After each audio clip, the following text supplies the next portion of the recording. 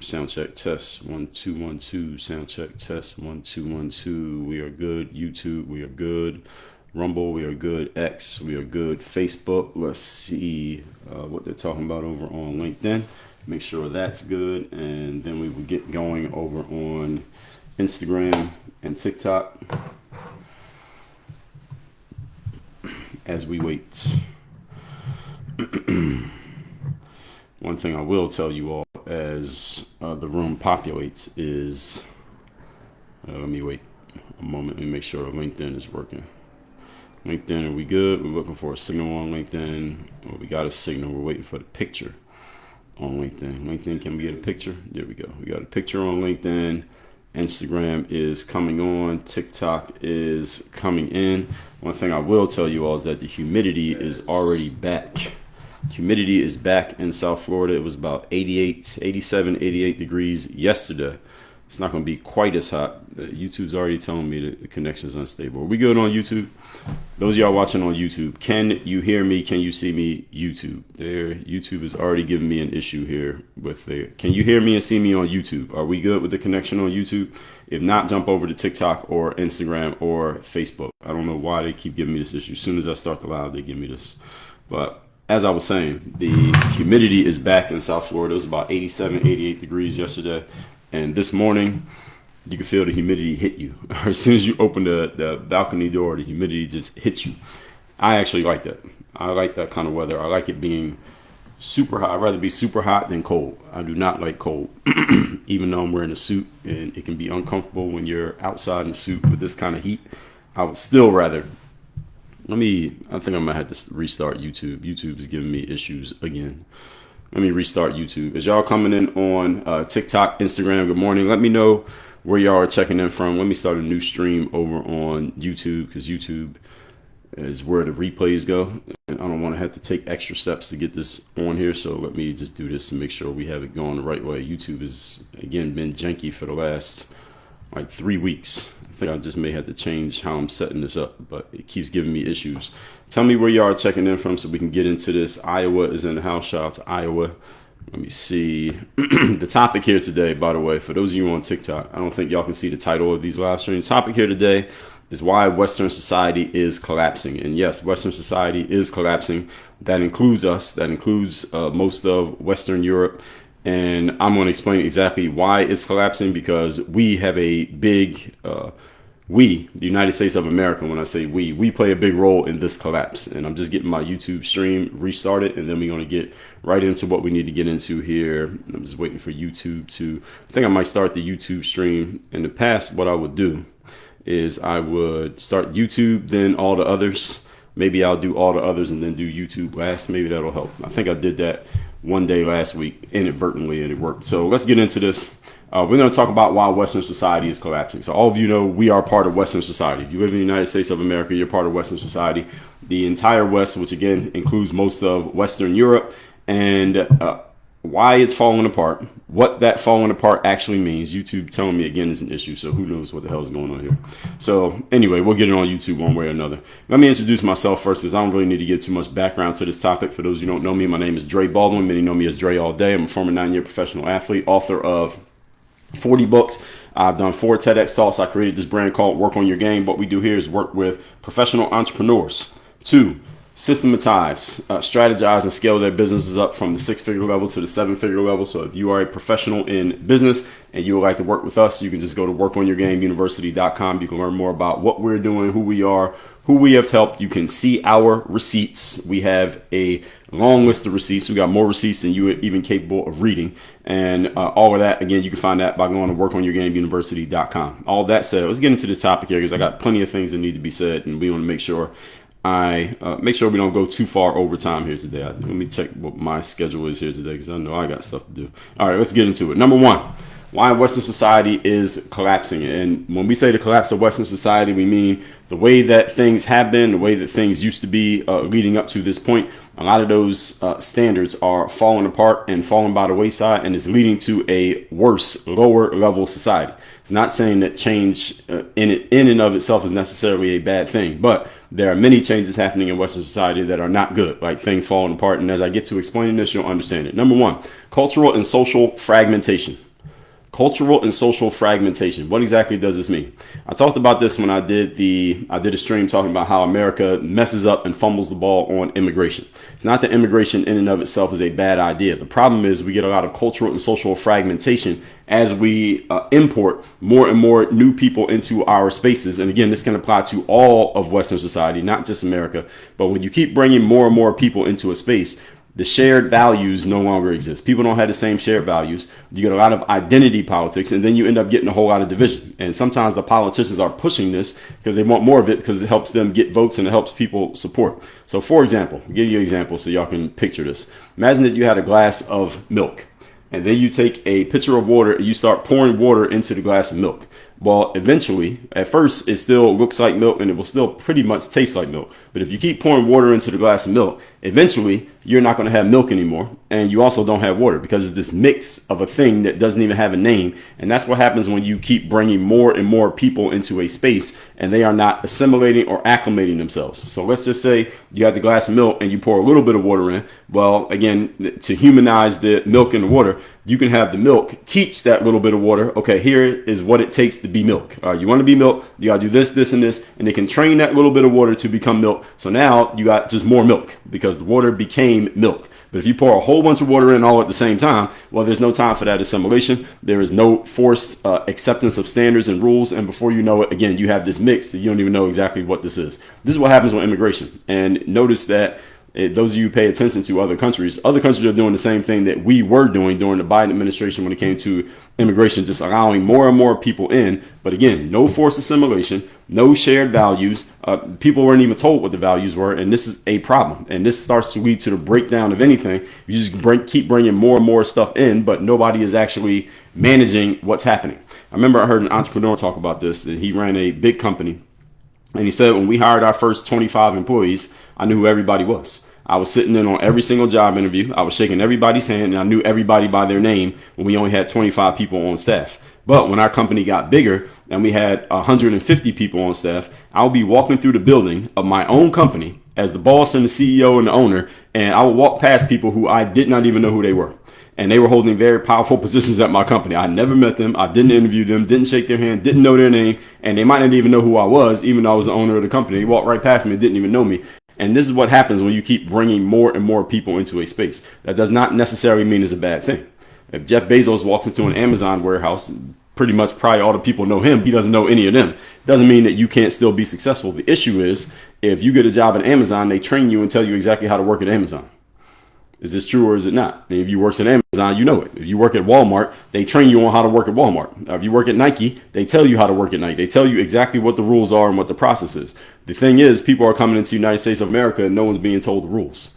No one's being told, hey, here's how it goes. Here's what you can do. Here's what you can't do. Here's what's acceptable. Here's what's not acceptable. And that leads to the breakdown of the overall infrastructure of the place, when no one is telling anybody, here's how it goes. Again, imagine at your job, if you just got hired and then nobody trains you and they say, all right, go up, flip those burgers. You don't even know what that means because there's no training process. It's the same thing here. Now, allegedly, we do have a process, but the thing is, if we are fast tracking people into the country and granting them legal status, then that process is not being followed. That's an issue. Leading to point number 2. We're talking here today about the breakdown of Western society, why it is collapsing. Number 2. Breakdown of the family structure.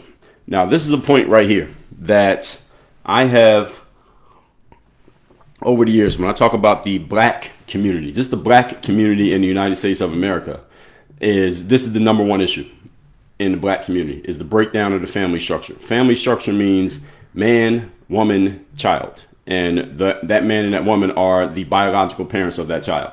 That's the family structure. That's the way it should be. And when the family structure breaks down, what inevitably happens is the communities break down. Why is this? Because when you have broken homes, then you have people coming from those broken homes. Not to say that they cannot possibly be successful. We know there are successful people who come from single parent families, but in the big picture, we understand that when broken people go into society, usually they're coming from a broken home. Statistically, we know this is true. So when the family structure breaks down, then the community breaks down. When the community breaks down, then everything that goes out from the community starts to break down. Your schools are breaking down. Your companies are breaking down. The business is breaking down. The politics is breaking down. Everything is breaking down simply because the family structure is not as highly valued as it has been. And again, this is something that people are doing on purpose. There are people out there. I've heard many women say this. I've heard women say it more because women control childbirth. They're the ones who have to actually birth the child. I've heard women out there say, I want to get pregnant and have a child, and they just want to do it by themselves. So I guess they're going to go get a donor or whatever it is you do these days, whatever they're calling it. They used to call it sperm donors. I mean, that still exists, but whatever it is, the official term that people use now. A woman saying, I'm going to go get pregnant, not with a specific man. I'm not going to be with that man. And then I'm just going to raise my baby by myself because I have the money, I have the financial resources, and I'll just raise the kid on my own.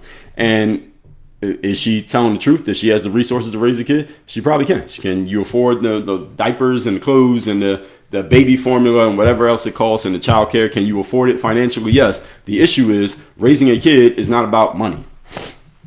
And I don't know where this became this prevailing idea that in order to raise a child, you got to have a certain amount of money. I'm not saying that you can't if you want to. There are families who do this. They plan around it. Okay. Once we have a certain amount of money or we get to a certain status in our careers or our business, etc., and we know we have the resources, then we'll have a child so we can bring the child into the world the right way and we can take care of them, etc., etc. That's not necessarily a bad idea. At the same time, the proper thing that a child needs is man and woman. They need mom and dad at home. That's what a child actually needs, is not a certain amount of money. Any of you who was raised by a single parent and your other parent was alive but not around, let me ask you this question. Any of you in that situation or was in that situation, you were raised by a single parent and the other parent was alive but they just weren't around. If that parent sent you more money, had they sent you more money, would that have solved the issue? Whatever amount of money you were getting from that parent, whether it was $0 or $1,000, would the parent sending you more money have solved the problem? And as a general rule, the answer is no. All right, the parent sending you money doesn't solve the problem because money is not what a child needs from a parent. What a child needs from a parent is presence. And there are plenty of parents out there who have kid after kid after kid, and they don't have much financial resources, but they continue to have kids. And if there's two parents at home, that's the most important thing the child needs. The child doesn't need to be rich. You don't need to be financially well off. You don't need to have a nest egg. The child doesn't need to be born with a trust fund or a silver spoon in their mouth. What the child needs is both parents at home. And the breakdown of the family structure is, again, this is something that people are supporting. Now, it's okay to be a single parent. I got the money, I can do it. You hear athletes and rappers, or not, sometimes it's them saying it, but you'll see specifically black athletes and black rappers. I've never seen a white person say this, but black athletes, black rappers, they will be having kids by multiple women. And then their fans, their foolish fans, will be on social media saying things like, well, this person has enough money to support all the kids, so it's okay. What's the guy's name who used to rap with the podcast? Nick Cannon. I've heard him say this foolishly. I've heard Cam Newton, former football player, him say these things foolishly. Then there are many others. I haven't heard the direct conversations. You could take somebody like Future, the rapper, and I like Future's music, but I have no idea what the hell he's doing family-wise. Well, the answer is he's doing nothing, actually, because he doesn't have a family. He has a bunch of kids by a bunch of different women. Cam Newton, same thing. Nick Cannon, same thing. And what idiots say is, well, these people have money, so it's okay. They can afford to take care of those kids. Mofo, taking care of a kid is not about how much money you send to the baby mom. That's not taking care of a kid. Sending me money is not taking care of me. Taking care of a child is your physical presence. You have to be in the room. That's what it means to take care of a child, not to have a certain amount of money. And again, Western society, we have come to accept this nonsense idea that as long as you have the financial resources, you have what it takes to raise a child. If you are a woman and you're a millionaire and you got a whole bunch of money, that doesn't mean that you can raise a child by yourself, because a child needs a father. It doesn't matter what the mom, how great the mom is, or how smart the mom is, or how much resources that the mom has. the father needs to be in the child's life, because a woman needs a masculine presence to know what a man looks like, and a boy needs a masculine presence to know how to be a man. There's nothing a woman can do to replace that. That is impossible. A woman cannot replace the presence of a man in raising a family, no matter how much money you make, even if she's a very masculine woman. And usually the women talking like this are very masculine women talking about how they could do everything that needs to be done for the child. No, the hell you can't, because you're not a man. There are certain things you simply cannot do because you are a female. And Western society, again, has come to adopt this concept that as long as you have the resources, it's okay. It is not okay. Moving on to point number 3. We're talking here today why Western society is collapsing. Number 3 is the middle class is disappearing. I did an entire live on this about, I think it was 2 weeks ago. I did it again. So I've done this live. I've actually talked about this 3 different times. So number 1, I did a stream on this back in like September of 2024. Number 2, I did a 4-part series on my show. Most of you call this a podcast. I have a show called Work on Your Game. You can find it on YouTube, Spotify, or Apple. It's called Work on Your Game. And I talked about why the middle class is disappearing. And then 3, I mentioned it again maybe 3 weeks ago, and people said, could you please talk about that again? I did it again about 2 weeks ago. So y'all can find those all on my YouTube channel. The link to my YouTube channel is in my profile on TikTok, by the way, and also my Instagram. Make sure you follow me in both places. The middle class disappearing. In short form, why is this happening? Is first of all, inflation, which is the real tax that everybody is paying, and meaning that your dollar is worth less. It has less buying power today than it had yesterday. That's what inflation means. That every day, the dollars that you have in your pocket have less power than they had yesterday. And the reason that happens is because there is more and more money being put into circulation by the Federal Reserve. And the reason that they're doing that is because the United States does not actually have any money. We are $36 trillion in debt. So we keep printing money and putting it out into circulation so that we can continue to stay afloat. The problem is kind of like if you got a bunch of credit cards and you just keep using all the credit, but you're only paying the minimum every month. Any of you who's ever been in that situation, you know what happens. All right, the bills just keep piling up and you can never get out from under the debt. So you want to kind of refinance or do something, but America is not in a position to do anything. We just keep spending money. And this is why the debt is getting higher and higher. And what does this have to do with the middle class? Well, middle class people are in a position where you are not making enough money to keeping up with this trend. So you're just getting further and further underwater if you're not underwater already, or you're becoming underwater, or you're getting further and further. So there are economic struggles for people, as I just explained. Unsustainable debt, which I just explained. You have the national debt, which I just explained, which leads to personal debt, as I just explained. The cost of living are going up. It costs a lot more to live now than it used to. And depending on where you live, the costs are higher or lower, but the costs keep going up. And the reason costs are going up in general is because a dollar does not buy what it used to buy. When your grandma went to the movies when she was 15 years old, it costs like less than $1. Now, when you go to the movies, it costs $50 just to get into the theater and sit down, not let alone the concession stand where they really rob you. It's going to cost you $100 to go to the movies. All right, you and one other person, and let alone if you have a kid, you already know you're getting robbed. The whole point being, everything costs more because the dollar has less power. The dollar does not do what it used to do. This is the reason why people in finance spaces always tell you, do not just hold on to cash. You hear a lot of people talking about that, right? They say, don't just hold on to your cash. Why do they tell you that? They tell you that because the cash is always going down. It's not worth anything. And the longer you hold it, the less value it has. So that's why you want to have your money working for you. And again, you can go find some finance person who can explain that in more detail. That's not the subject here today anyway. But the middle class is disappearing, and this is going to lead to a breakdown in Western society. Why? Because the middle class is the backbone of a society. Now, while, as I've already advised you all, being in the upper class, being part of the rich, whatever you consider to be rich, I've given a clear definition of rich, by the way, in that stream I did a couple weeks ago. If people want me to explain it again, maybe I'll do it when I get to questions and comments. I'll take questions and comments at the end. If you want me to do that, hold that question and I'll do it. But if you want to get into the rich, you want to get into the upper class, I suggest that you do. I suggest all of you do that because not everybody's going to do it. But the middle class is the backbone of a society because the middle class make up most of the workforce. The middle class are the people who go and work at the jobs that the people in the upper class create, because the people in the upper class tend to be business owners. But to own a business, you usually need people working in the business. The middle class people are the ones who are working in the business. And as the middle class collapses, there's going to be fewer people available to work There'll be the money that they're making is not going to be enough to sustain their lifestyles. Also, the reason why the middle class is the backbone of a society, because most taxpayers are people in the middle class. People in the lower class don't really pay taxes because they don't make any damn money. And people in the upper class can avoid taxes in many ways. The majority of the money comes from the upper class, but the majority of the base, like the biggest number of people, are the people in the middle class. And again, the middle class is basically the basics of the basis and the backbone of what a society is. So as the middle class disappears, well, guess what else disappears? The backbone disappears. All right, any of you ever had a back issue, like a serious issue with your back to where you had to go to a chiropractor, you had to get any type of operation on your back? When your back is not working, you can't do anything. Any of you ever had a back issue, you realize how much you use your back as soon as your back ain't working. I played basketball as my sport professionally. Whenever I had a back issue, I couldn't do anything on the basketball court. You can't dribble the ball because you got to dribble the ball. You got to kind of lean over a little bit to dribble. You don't realize that until your back's hurting and you can't do it.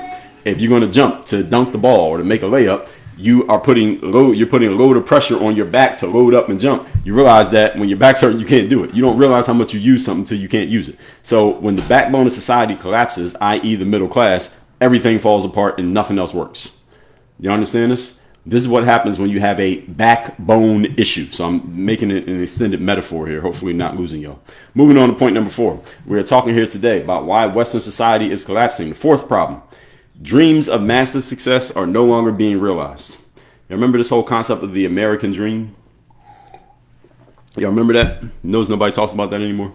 I think the last person I heard really talking about the American dream was probably Barack Obama. He talked about it. He would talk about the American dream and dreamers. What is the American dream? The American dream is that you can get a job and take care of your family, which is man, woman, child, maybe children, have a dog, get yourself a house, own it, get yourself a car, own it, and you can live happily ever after on a middle class income. That was the American dream. Let me ask a question. How many people live in that dream right now? You are taking care of a family on a middle class income. It's man, woman, children, own a house, own a car, and you can do all that on a middle class salary. Any of you doing that right now? On a middle class income. I'm not talking upper class income, a middle class income. So we're talking around the average income, let's say anywhere from $45,000 to $60,000 a year. Any of you doing that? That's the average income, by the way. So if you're making $120,000 a year, I'm not talking about you. You do not qualify. Is for the most part not happening anymore. And even those of you who are, yeah, Tracy Rose, yeah, I think some of you are qualifying yourselves as middle class. Maybe you don't feel like you're rich, but if you're earning $100,000 a year, you are not. That's not the average salary. Now you may still be middle class, but I'm talking average salary. So that's what I actually mean is the average salary. So I'm mixing ideas up here. So the American dream used to be you could get by on that. Like my dad's dad, my grandfather, for example, he worked at I think it was called the Container Company of America, is what it said when I went to his funeral. I was probably like 10 years old when he passed away. And the Container Company of America, I'm not sure they even exist anymore. Not the Container Store, Container Company of America. We're talking like the 40s and the 50s, wherever he worked. And he had 6 kids and took care of a house, which I believe they owned. A house, I don't know if they had a car, but they had a house. They took care of 6 kids on that. And my grandmother, his wife at the time, she worked, but she wasn't some career woman. She was raising 6 kids. And that was the American dream, pretty much. I don't think they had the car part, but for the most part, that was the American dream. You can't do that anymore. This was we're talking the 60s, going into maybe the 70s. But in 2025, you can't do that with that kind of money anymore. You can't do it. And since fewer people are able to realize the American dream, is becoming the American nightmare. When people are looking at it and saying, because America is this place with all this upward mobility, right? Isn't that the whole thing about America? That's the reason why people come here, right? How many of you are immigrants and you came here, or your parents came here, for the simple fact that you have more opportunity to move yourself upward in one lifetime here than you had where you came from? How many of you fit that description? Put me if you fit that description. Either you or your parents came here because of the opportunity to move yourself up in one lifetime faster and further than you could anywhere else in the world. That's the reason why America is America, or at least the reason why America was America. It's still that you still have more opportunity here than you would have anywhere else. However, the opportunity that people thought they were getting, especially those of you who are natives to the United States. I don't mean Native American. What I mean is native to the United States. So that you are born here, your family comes from here. Now, since they had daylight savings, now the sun is hitting me right in my face here. Well, maybe I'll deal with this for a minute. I like sunlight, but I don't know if this is distracting to y'all. So, people who have been in America for generations, they're looking at this American dream that they were supposedly able to realize, and they're looking at the reality of the situation. Okay, let's look at how much money dad is making. Let's look at how much money mom is making. Let's look at our expenses. Let's look at how much our house costs, our mortgage payment, or the house that we want, how much it would cost a mortgage payment. Are we able to get that with the credit? How much is going to cost for our car or the cars that we already have? How much is going to cost for childcare? Are we going to be able to send our kid to college and pay for it? And they're looking at this and saying, all right, given our current situation, financially, this cannot happen. This is not sustainable. That's the American nightmare. The American dream is looking at all of those things and saying, oh, wow, I'll be able to do all of this stuff.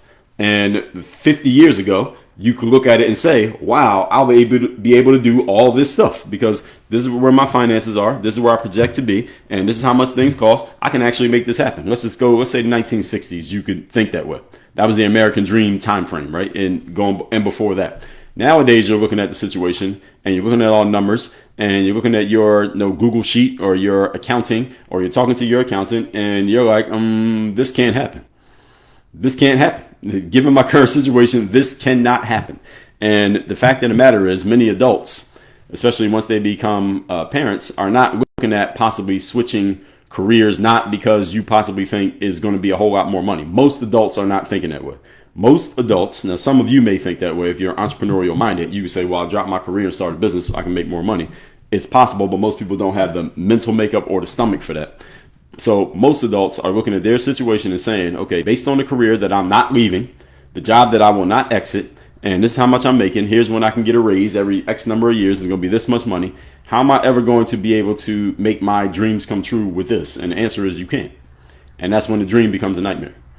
And I've already given you a bunch of reasons why this is happening. And this issue is becoming exacerbated, not because of Donald Trump and his billionaire friends that the Democrats will tell you. And it's not because anything that the Democrats are necessarily doing wrong that the Republicans will tell you. Is because the entire system is set up to where this is going to happen no matter who's in charge. That's what I want all of you to understand. This is going to happen no matter who's in charge. Doesn't matter if the Democrats win, the Republicans win. They can slow it down or speed it up a little bit, but they're not changing the process. The process is still going to be the process, whether you want it to be or not. Now, if you want to know what I suggest you do to solve this issue, any of you who find yourself in this position, is you must put yourself in a place where you have more opportunity for upward mobility, which might mean not just making money from your job. I'm not even saying quit your job, but you may need to find some ways to supplement your income outside of just your full-time employment, especially if you know exactly how much it's providing and you have already concluded that it's not enough. If you already come to that conclusion, then I shouldn't even need to tell you this. You need to do something additional to change the situation or alter the situation. Again, doesn't necessarily mean you need to quit. Different conversation that we won't get into too much detail on here now. Let's move on to point number 5. We're talking here today about why Western society is collapsing. And I'm going to answer all questions and comments at the end. So any of you thinks I'm ignoring your comments, technically I am ignoring your comments, but I'm going to read them all when I get done and I'll answer them out loud. Number 5, political corruption and distrust in the government. So I just talked about this last week, why we do not trust the government as a whole. American citizens do not trust the government. Yeah, Snuggles, I know the signal's messing up on YouTube. Check Instagram, Facebook, LinkedIn, Rumble, X, or TikTok. They're working over there. YouTube is, I don't know what YouTube's doing. Nobody else is giving me an issue, just YouTube. Anyway, political corruption. Most Americans do not trust the government. They actually do a survey every year of what entity you trust the least. For years, the answer has always been Congress. Those are the lawmakers in the United States, the legislative branch of the government.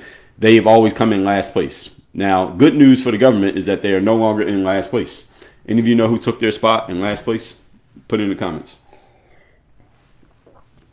So traditionally, over several years, the loser, when they ask, who do you trust the least in America? The answer has always been the lawmakers, the legislative branch, the Congress.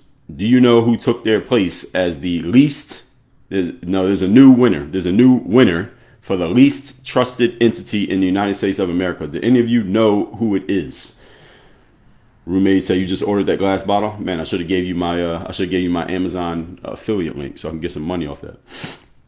Anybody know? A couple people said IRS. One person I saw got it right so far. Supreme Court, no. IRS, no. IRS not the answer. Elon Musk, no. Executive, no. Old lady Bautista got it right. She's the only person I see get it right so far. The answer is the mainstream media. The mainstream media is they won. They're in last place. MH Josh got it right. Lauren Medical, that's a good guess, but no. Not the Democratic Party, not politicians in general. JJ Rocket got it right. It's the mainstream media. Laurel Martin, you got it right as well. Mainstream media is the least trusted entity in the United States of America. And Jeff Bezos talked about this. Speaking of Amazon, a lot of people don't know Jeff Bezos owns a newspaper called the Washington Post, very well-known newspaper. And when he made an announcement during the 2024 campaign, it was like late October, early November. You know how the newspapers come out and they endorse a candidate, like the entire editorial board endorses a candidate. This is a big deal for the Washington Post to endorse somebody. And Jeff Bezos came in at the last minute before they put the article out. And he said, we're not putting out an endorsement of anybody. And a lot of his writers were really mad that they weren't going to endorse anybody. And Jeff Bezos wrote a letter to his editorial staff and he put it out publicly so everybody can see it. And one of the things that he said was, first of all, he shared that data, what I just told you, that the mainstream media is the least trusted entity in the United States of America. Even less trust than Congress is the mainstream media. So people simply do not believe them anymore. And Jeff Bezos said, we can't keep ignoring reality. Reality is nobody trusts us. So we're not going to come out and plant our flag on any side politically. We're going to actually do our job, which is journalism, which is telling people the truth of what's happening in the world, not telling them our opinion of what's happening in the world, which is not the same. They're not the same thing. Now, yes, there are opinion columnists over there, of course, but the main job of the newspaper is to tell the truth. And if people believe that we're on the side of one party or another, well, guess what? They're not going to trust us because they know that we're on one side. So we're not going to claim a side. We're just going to try to actually get the trust back by telling people the actual truth. Novel idea. He's telling his news. He had to explain this to them, that we're going to work on telling the truth. And one of the things that he said was that when you're in the media space, especially talking about the news and current events, number one, people have to think that you can find the truth. And number two, people have to believe that you'll tell it to them.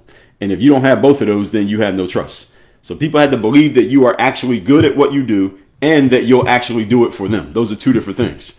Because it's one thing if you have receipts and you can show how great you've been for everybody else. Now, do I believe you can be great for me? Those are two different questions. And Jeff Bezos explained to his staff, we need to answer both of these questions in the affirmative. And right now, the answer to both of these questions is no. People don't believe we're looking for the truth, and they don't believe we're going to tell it to them. If we're going to be successful as a newspaper, we must get people back to believing that we are looking for the truth and that we are giving it to the people. And if we fail on either one of those, we fail as a newspaper. And Jeff Bezos was 100% correct. And one of the reasons why he can see things this way is because he's an entrepreneur where the market will tell you exactly how it feels about you, as opposed to people working in the mainstream media who would rather tell you how they feel, and they don't care what the mainstream audience is saying back to them. This is the issue that the mainstream media has in America right now, is for the last, I would say ever since Obama came in, and this has been on both sides of the aisle, ever since Obama came in 17-ish years ago, the mainstream media has gotten to the point of trying to tell you what opinion you should have rather than telling you the truth and letting you form your own opinion. That's the issue with the mainstream media. And people are starting to see through it more and more these days, more than they ever have, is that, they're just trying to tell me what to think rather than allowing me to think for myself. And the everyday person, the citizens who are consuming this, are not completely innocent in this process because human beings, there are three truths about human beings you should all understand. People do not think, they don't read, and they're lazy. And the mainstream media did not cause this. The mainstream media simply exacerbated these realities. That people don't think, they don't read, and they're lazy. So if I give you a book where you can get the full truth of what's happening, the book is 100 pages, and as an option B, option A is to read the book. Option B is, let me give you these 3 TikTok videos that are 90 seconds apiece that will tell you the same story. Which one is most people going to pick? Most people will pick the 3 TikTok videos because it requires less time and less effort. And this is, again, not the fault of the social media platforms. It's the fault of the people, because we are social media. Social media exists because we're on it.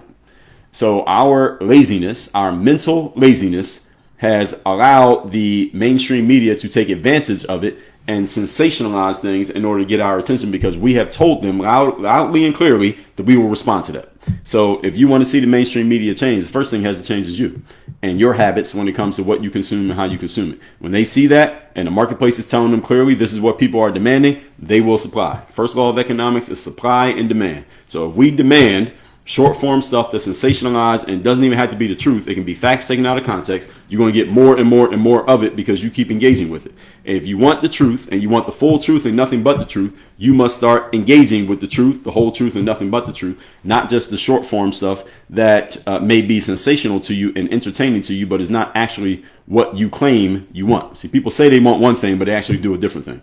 And again, the mainstream media is not responsible for that. We are responsible. Moving on. Point number 6. We're talking here today. And by the way, I'm going to answer questions and comments at the end. So if you have one, you can post it or you can hold it. If you're on TikTok, you might want to hold it because I might not see anything you post right now. But when I get around to the comments, I'll address them. By the way, if you're watching on TikTok, subscribe to my YouTube channel and follow me on Instagram. The links are both in my profile. Number 6, mass immigration without forced assimilation. I talked about this a lot in the first point. If you are going to allow more and more people to come into your space, any space, and you are not telling them the rules, you are not telling them the norms, you are not forcing them to adjust to the standards in your space, then eventually your space will no longer be your space. It'll just be whatever they want it to be. Why? Because you aren't upholding any rules, standards, laws, parameters, etc. What this leads to is not what it leads to, but what it ends up exposing is a scientific law called entropy. Those of you not familiar with this scientific law, the law of entropy works very simply, that every entity is always moving towards a state of increased disorder and chaos. This is always happening with everyone and everybody. There's grass outside. And any of you lives in a place where, let's just say you're in South Florida like I am, there's grass outside. Every week they have to send people to come cut the grass. Why? Because if you don't cut the grass is going to get completely out of control. It's natural that the grass is going to get out of control. You're going to get more weeds. You're going to have and the grass is going to be growing all crazy. Why? Because nobody's cut the grass. Cutting the grass is a form of a standard or parameter that keeps the grass looking neat. Same thing with your body. If you don't work out at all for 6 months straight, what's going to happen to your health and your fitness? It's going to be worse than it is now. Even if whether you're in shape now or you're not in shape, it will get worse if you don't do anything to uphold standards, parameters, and rules. If you don't brush your teeth for 6 months, what happens to your teeth? All right, all of you know the answer. If you don't maintain relationships, what happens to the relationship? It goes away. It disintegrates. So I can give you anything you think about. The law of entropy applies because this is a scientific law. It is not a theory. It is not an opinion. What does all this mean? It means that if you keep importing new people into a space and you don't have any rules or parameters or standards to which you are holding these new people, then eventually you will get disorder and chaos in that space. Why? Because no one is upholding the standard. This is a binary, ladies and gentlemen. There's no gray area here. You're either upholding a standard or you are moving towards chaos. All right, there's no in between. If you're not upholding standards in any aspect, even any of you listen to this, just think on a personal level. Any aspect of your life in which you are not upholding standards and parameters, you are moving towards chaos or you are already in chaos. You ever go to somebody's house? Like I walk past somebody's house and their window will be open. You can kind of glance a little bit in the window. I'm not trying to peek in their house, but sometimes you just notice because the window is open. And I can see somebody's house is extremely junky. Now, why is their house very junky? I don't have to know them to know the answer. The answer is there are no standards or parameters of keeping it clean. That's how it works. All right, that's it. If you want to know why somebody's house or their car or their closet or their locker is junky, you know the answer. The answer is there's no standard that forces them to keep it clean. Therefore, the only thing that can happen is it gets dirty. That's how it works, folks. Look at your own life and you will see examples of this. If your kitchen is dirty because there's no standard to keep it clean, period. If your relationships are broken because there's no standard to make sure the relationship is good, period. This is the law of entropy. And what's happening in Western society is that we have announced that our doors are wide open, our gates are open, anyone can come in, you can share, you can do anything that you want to do here. We will welcome you. Even if you violate anything, we're not going to kick you out. We're going to sweep it under the rug and let you stay. And naturally, the natural scientific outcome of this is disorder and chaos. We were headed towards extreme disorder and chaos had Donald Trump not won the 2025 presidential election. That's an opinion of mine. Had he not won, we were headed towards a period of extreme destruction and chaos and disorder. Luckily, he won. The problem is he only gets 4 years. And if his political opponents are to get back in power in 2028, they can just restart the cycle that they were already on the path to starting, simply because they want to allow more of this disorder and chaos. Now, how do I know this? Why am I saying this?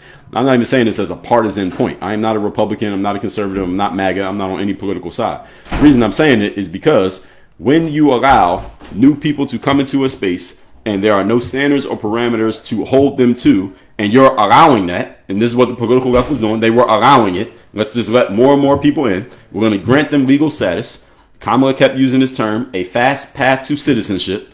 Why was she wanting to do this? This is an increase in disorder and chaos. Now, do I believe they would ever announce we want to increase disorder and chaos in America? No. But is that what was happening? Yes, it was happening. And I just explained to you by the law of entropy. It doesn't matter if they announce it or not. If you keep bringing people into a space and don't hold them to standards, you will get chaos. It doesn't matter what your intention is. That is a scientific result. That if you don't hold people to standards, it gets crazy. All right. How many of you ever been in a place where there were no rules and people just do what they want? What happened? People start acting wild. All right. I've been living in South Florida when I come to South Florida, like 17 years, right? And I usually have lived in condominiums. And condominiums in South Florida, if you've been to Miami, all the condos have a pool. And usually, even if you ain't been to Miami, you've seen pictures of people at the pool, right? Partying and doing their stuff at the pool. So at every building I lived in, they all have rules posted at the pool because I think that's legal. You have to have the rules posted. Like the pool is open from this time to this time. No glass bottles. You can't bring a pet. Don't play music out loud. No running and jumping. No diving in the pool. If you have a kid under the age of 12, they got to be accompanied by an adult. I know these rules because I see them every pool that I go to. So, right. The one building I was at, and there have been different buildings. I'll give you an example here to juxtapose this so y'all understand how entropy works. One building I was living at, they had the rules posted up on the wall, but they didn't have anyone actually enforcing the rule. In other words, if the rule says the pool is open from dusk or from dawn to dusk, or whatever the hell that means. Most people don't even know what that means, but they just put it up there, right? And you come out to the pool at midnight, it's damn sure after dusk, and it ain't dawn yet. You're at the pool at midnight having fun. Nobody came and did anything. So let me ask you a question. Actually, let me give you one more example. I remember one time I was sitting near the pool. I wasn't even at the pool. I was on my laptop, but I was sitting in the pool area so I could see the pool. And they had rules out there that said you cannot play music off a stereo at the pool. That was one of the rules. Another rule was you cannot bring your dog to the pool. That was another rule. And another rule was you cannot get in the pool or go near the pool deck with a glass bottle. Those are 3 rules. And this is a Sunday afternoon and it was nice outside. So let me tell you what was happening. All 3 rules were being violated. There were people playing music off a speaker. There was people out there with their damn dogs. And it was people in the pool holding a glass bottle, like drinking it while standing in the pool.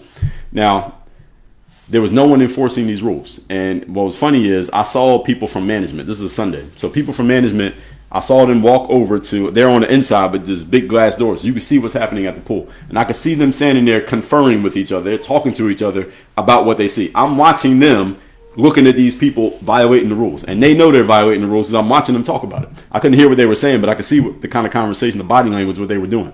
And they stood there and they looked and they talked about it for a minute. And then you know what they did? They turned around and went back to the office. They did nothing.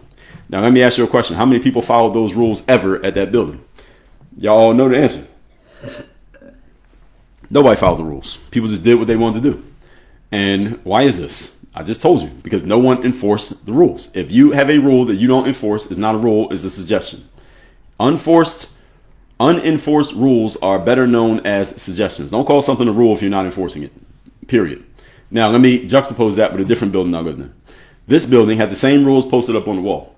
They said no speakers, no food, no glass, no dogs, and they had the hours. And these had hard hours. We're open from 6 a.m. to midnight. That was the actual hour, 6 a.m. to midnight. And one time I was, same thing. I was sitting by the pool, not using the pool, sitting at the pool with my laptop. And it was a Sunday afternoon, bunch of people out at the pool. Now, here's what this building did different. The security staff, they would have 2 people from security sit out there every minute that the pool was open. That people would just sit there with towels. They would give towels to everybody. And when you were done, they'd give the towel back. And if you came out there, I remember this girl was sitting there by the pool. And she had music playing on her phone. And she started playing music out loud on her phone. And as soon as she started playing the music out loud on the phone, the dude got up, went over to her and said, "No, you can't do that." And within 30 seconds, that music was off. Another time I seen these 3 bros going over to the jacuzzi and they had beers. These 3 dork-looking bros when they wanted to get in the jacuzzi with their beers. And as soon as they got in the water, I saw security come walking past me. I knew exactly what they were going to do. And they told those dudes either put the beer away or get out the pool. And they got them out. One time I was out there. It was midnight. It was like 11:50. And as soon as the clock struck midnight, two security guards came out there and said, "Excuse me, sir, the pool's closed." And you know what? I respected the rules. Why? I respected the rules because they always enforce them. Now, if he had come up to me and said the pool's closed and I said, "Yo, yesterday y'all didn't enforce the rule," I would not have listened to him. But because they did it consistently, I respected the rules. This is how human nature works. When people see the rule is being enforced, they will respect it. When they see that the rule is not being enforced, nobody respects it. And what's happening in Western society is that people are being allowed to come into a space, even though we allegedly have rules, they are not being enforced. Therefore, people are looking at it and saying, okay, they're not enforcing the rules. We'll do whatever we want to do here.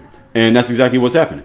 And I want you all to understand something about Donald Trump and his current administration with Tom Homan, who's the new border czar, is that Donald Trump and the Republican Party did not create any new laws when it comes to the border. They did not create anything new when it comes to immigration.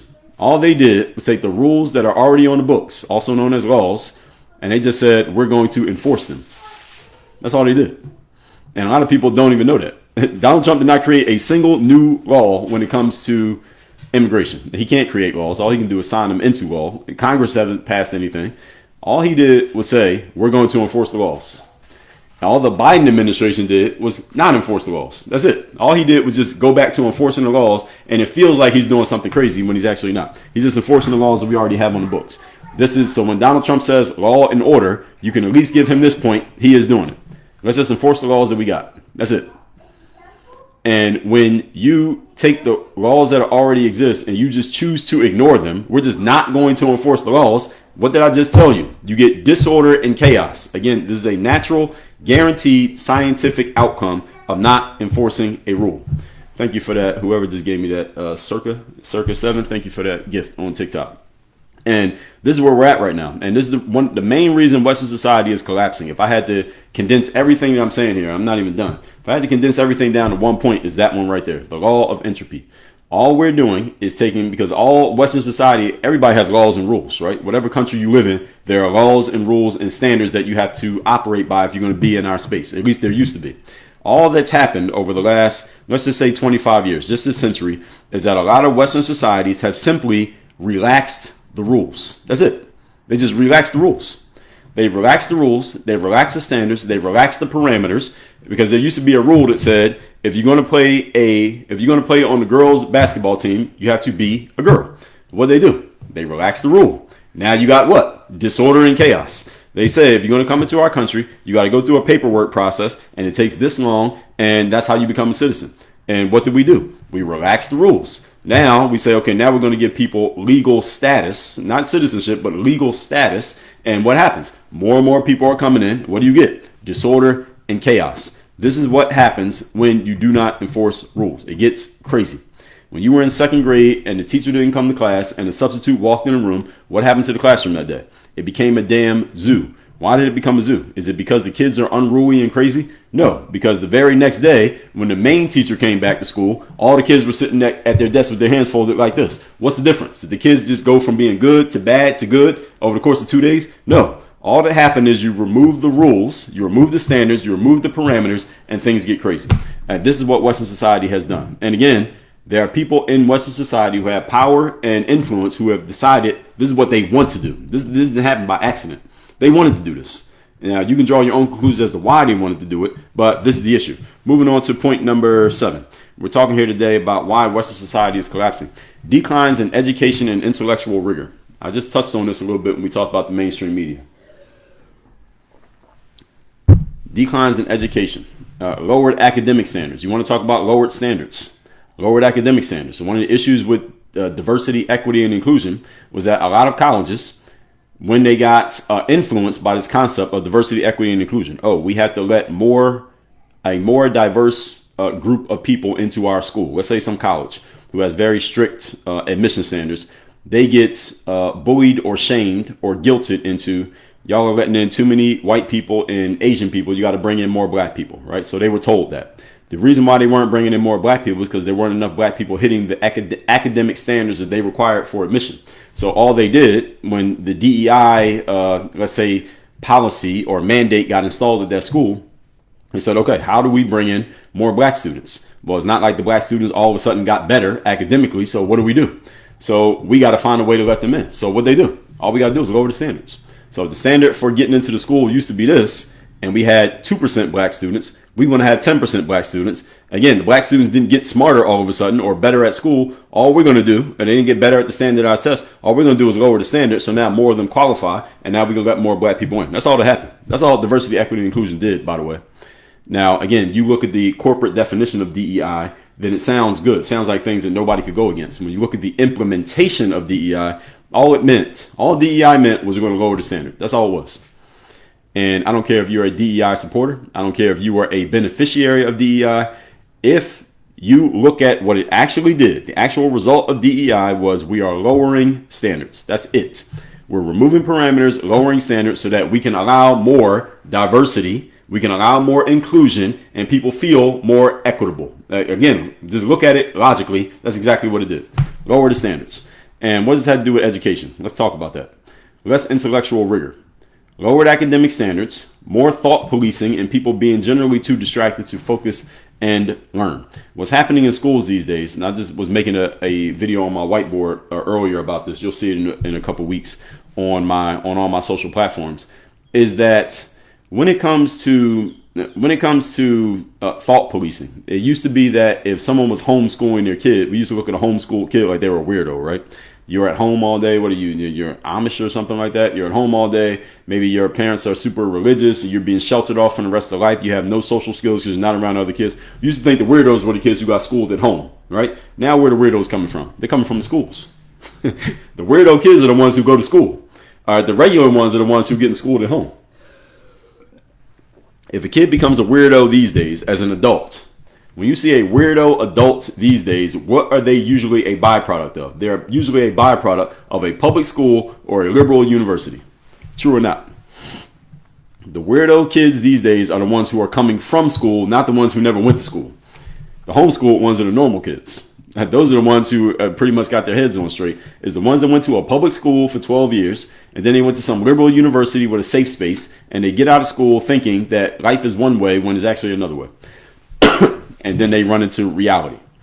And there's less academic rigor these days because intellectual rigor. Why? Because Thomas Sowell talked about this, is that he used to work in colleges, is that when you lower standards to bring in more students who were unqualified previously, they are not capable of handling the coursework that they have to do at this school. So even though, let's say a school decided to implement DEI policy, so they lower their standards to let more people into school, the problem is they haven't changed how the school works.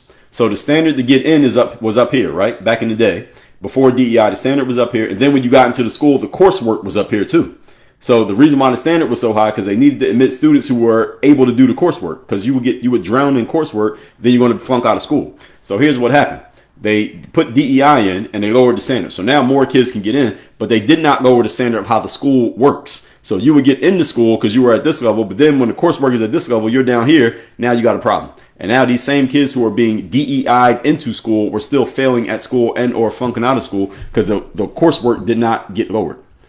And so then this is what the schools decide to do. Okay, well, maybe we got to lower the standards here. Now this lowers the standards of the entire environment. And what did I just tell you all? Entropy. When you lower standards, you get chaos and disorder. So now the same school that used to be prestigious because you had to be this good to get in and you had to be this good to graduate, now you got to be this good to get in and you only got to be this good to graduate. Now it has less value. You understand how this stuff works? And I'm painting with a very broad brush here, but every one of these topics I'm talking about, I've done entire 2-hour segments talking about these things. But this is exactly what happens. So this leads to a less informed and less intelligent society despite our increased access to information. And this is another reason why education is falling apart. And this one is not necessarily because of the educators or the schools, is that we all have access to social media.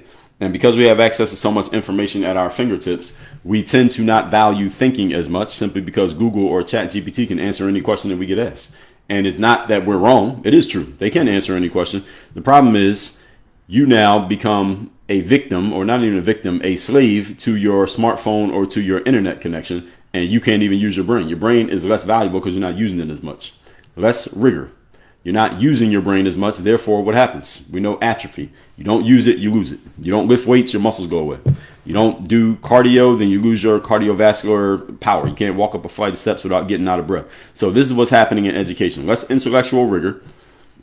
People are thinking less. They're being challenged to think less, and everything falls apart. Next point. And I got maybe 5 or 6 more, and then we'll be done. And I'll take questions. Next, overdependence on technology and decline of human skill. This one I just touched on. So AI and automation are replacing jobs. That's absolutely happening. All of you know what's happening. Some of you are going to be the victims of AI replacing jobs and automation replacing jobs. And because of AI and automation, they're good if you're using them. They're bad if you're being used by them. Is that it leads to an addiction to comfort and a loss of real world interaction. So if you were born in, let's say you're between the ages of 35 and let's say 65, right now you are old enough to have lived at a time when you had to actually interact with live human beings in order to get on in life. You had to actually talk to live human beings in a real life situation. You had to do it if you're over the age of 35. If you wanted to talk to a girl, you had to actually walk up to the girl and speak to the girl. You couldn't just send a DM or like a photo. You had to actually speak to her and deal with whatever responses came from it. If you wanted to talk to another male, you had to actually speak to that male. You had to wait till you saw him and actually talk to him in a real life voice in-person conversation. I mean, of course we had phones back then, but you get my point. Nowadays, any of you who has maybe some of you are listening to this, if you're under the age of 25 or you have a child who's under the age of 25 or you work with people who are under the age of 25, they or you have grown up in a world where you could do all your communication through a device. You never had to you could have a whole interaction with a person, ongoing interaction, and have never actually met them, shook their hand, looked them in the eyes, and had a real life engagement with them.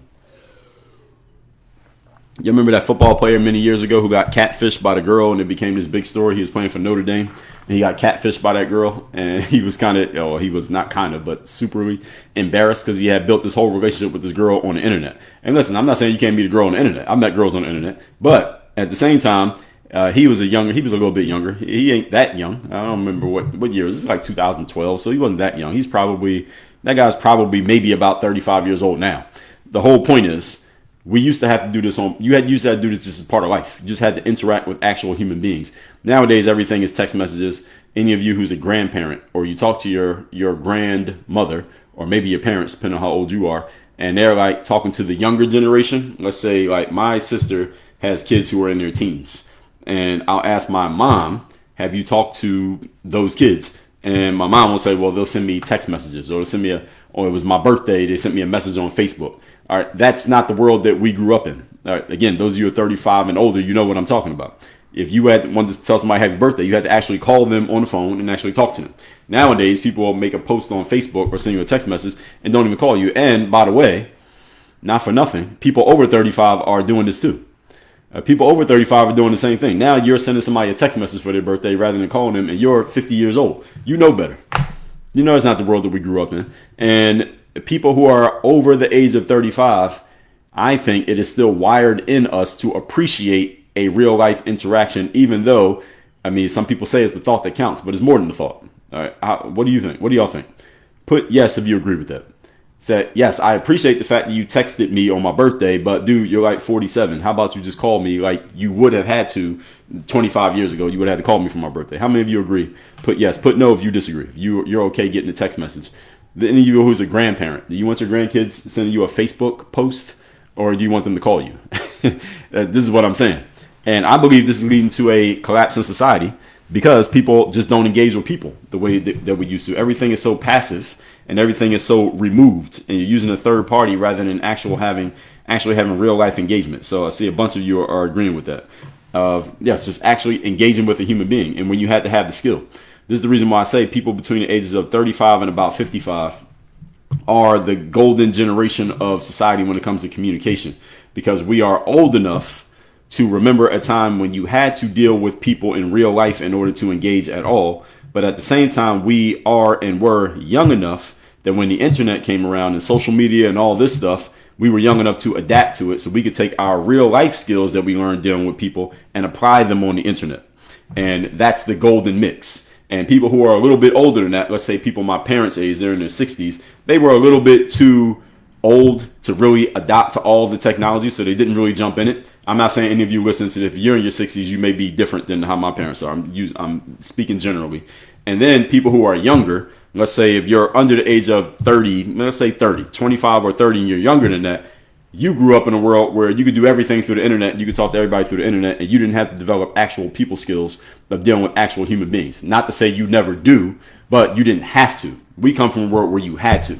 If you wanted to talk to a girl, you had to go speak to her in her face. There was no other way. There were no other options. Now you all can send a DM and never actually meet the girl and have a whole conversation. It's a whole different world. Next. Declining and we're talking about the fall of Western society, why it's happening. By the way, if you're watching me on TikTok, make sure you subscribe to my YouTube channel and follow me on Instagram. The links are both in my profile. Number 9, declining military strength and global power shift. Now, this is one that we should really be taking seriously in America. Hopefully we never need it, but that's why we got to pay attention to it. It's better to have it and not need it than need it and not have it.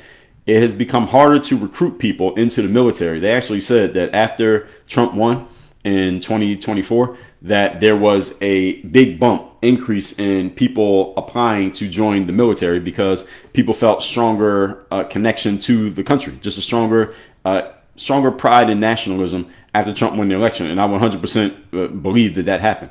Imagine what the military recruitment would have looked like had Kamala Harris won the 2024 election. Just think about that. It becomes harder when people do not believe in the society and they don't have pride in the country. What happens is that there are fewer and fewer people choosing to join the military.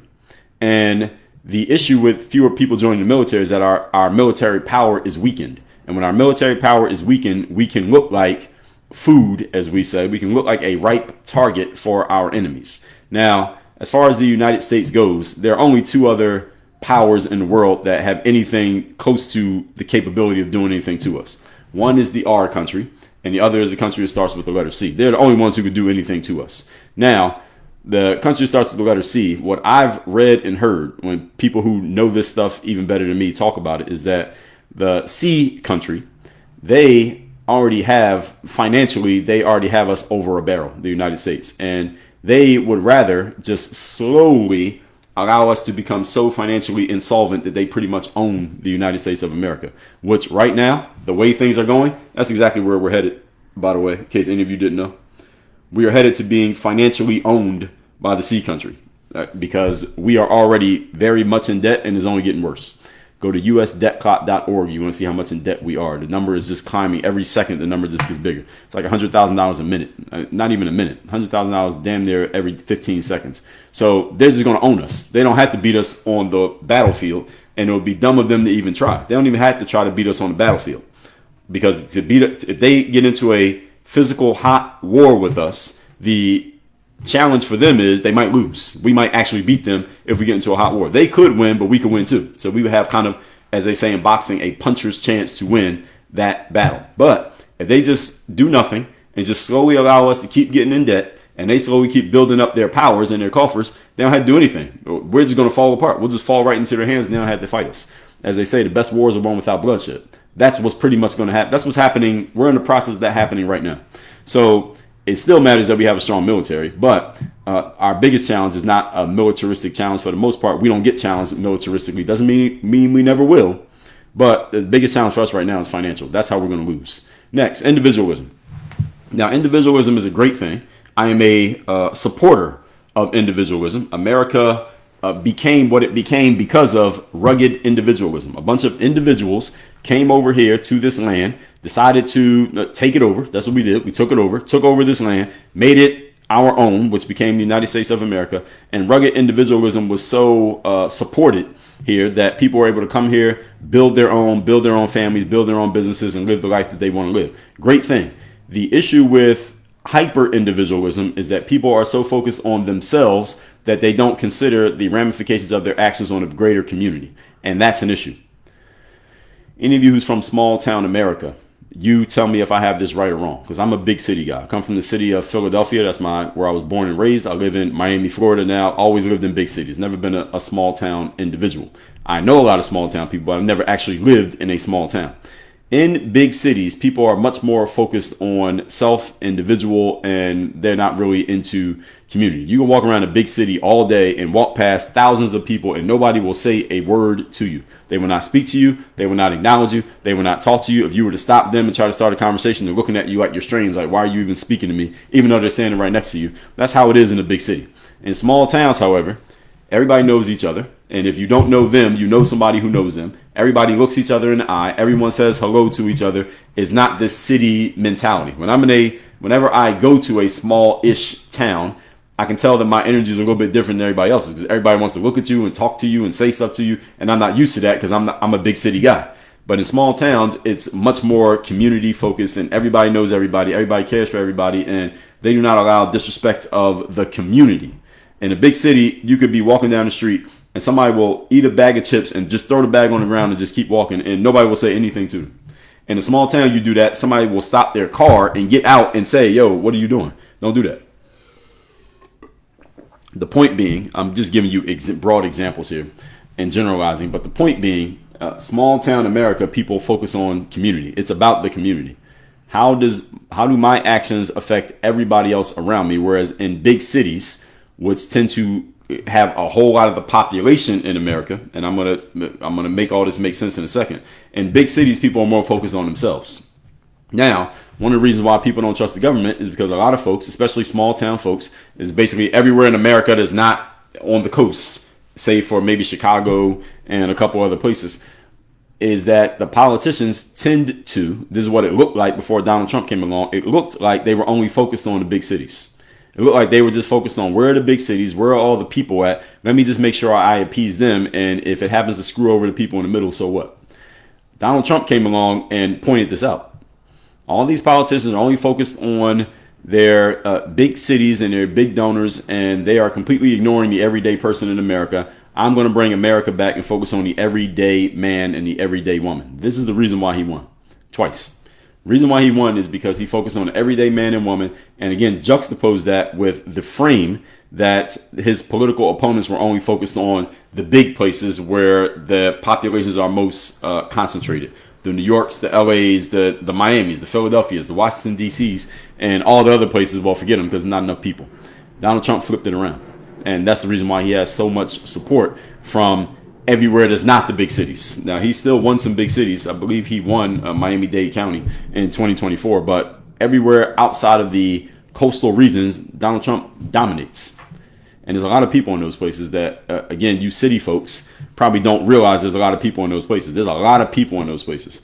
And those people, yeah, they're focused on rugged individualism on one level.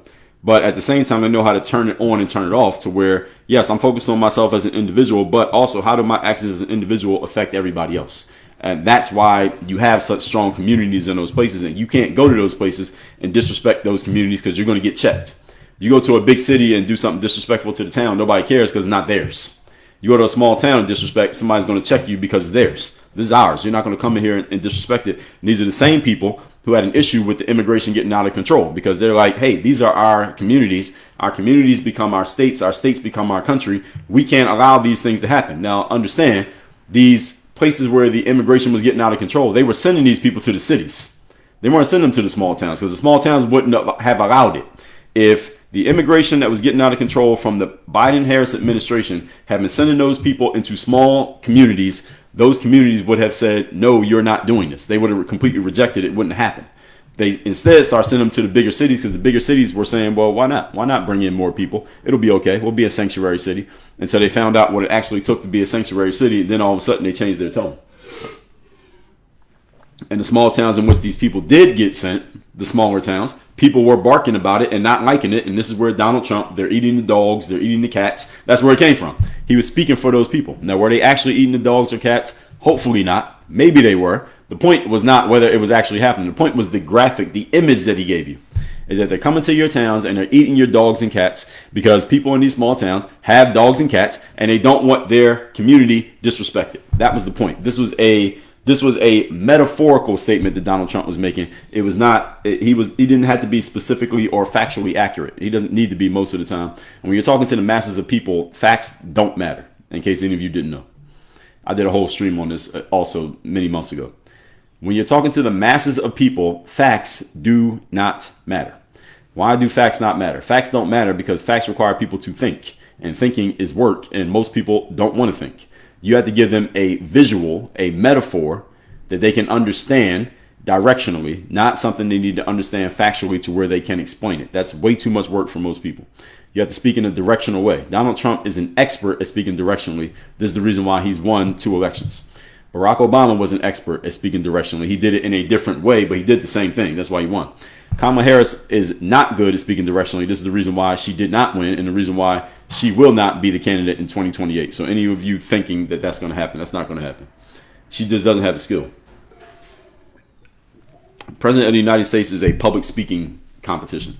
Kamala Harris is not a good public speaker, so that's why she's not going to win in 2028. I don't care about her policies. She's not going to win because she doesn't have the public speaking skill to win. Imagine if Gavin Newsom runs in 2028 and Kamala runs in 2028. How is Kamala going to beat Gavin Newsom? She can't. Gavin Newsom is actually a very good public speaker. He's a polished public speaker.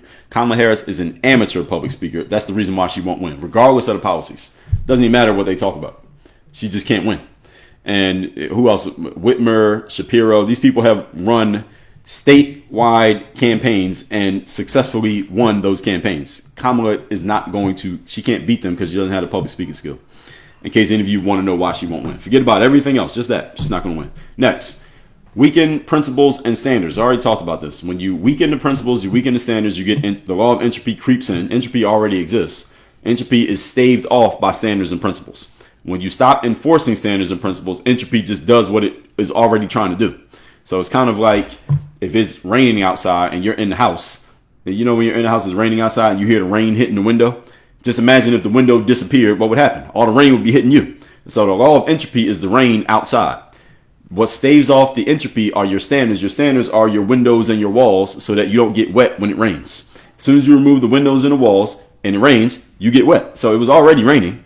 Only thing that was saving you from getting wet was the walls. If you remove the walls, i.e. the standards, you get wet. That is the way life works. Next, 2 more points, then we'll be done. Encroaching laws and less freedom. Something that a lot of people don't notice, but I saw somebody point this out. Who was the first person I heard pointed out? He didn't invent it, but the first person I heard pointed out, actually, it was maybe a month or 2 ago, was that the bald-headed guy who's the kickboxer who got kicked off all the social media. You know that guy? Mr. AT. I did a whole live defending him actually last week. So if y'all want to see that, go look it up on YouTube. I heard him say this. He said that in societies, every society, including Western societies, all they do is pass more laws. You know, that's Congress's job, right? It's just passing laws. Mostly, some of you know that. The legislative branch of the government, their whole job is to create bills that become laws.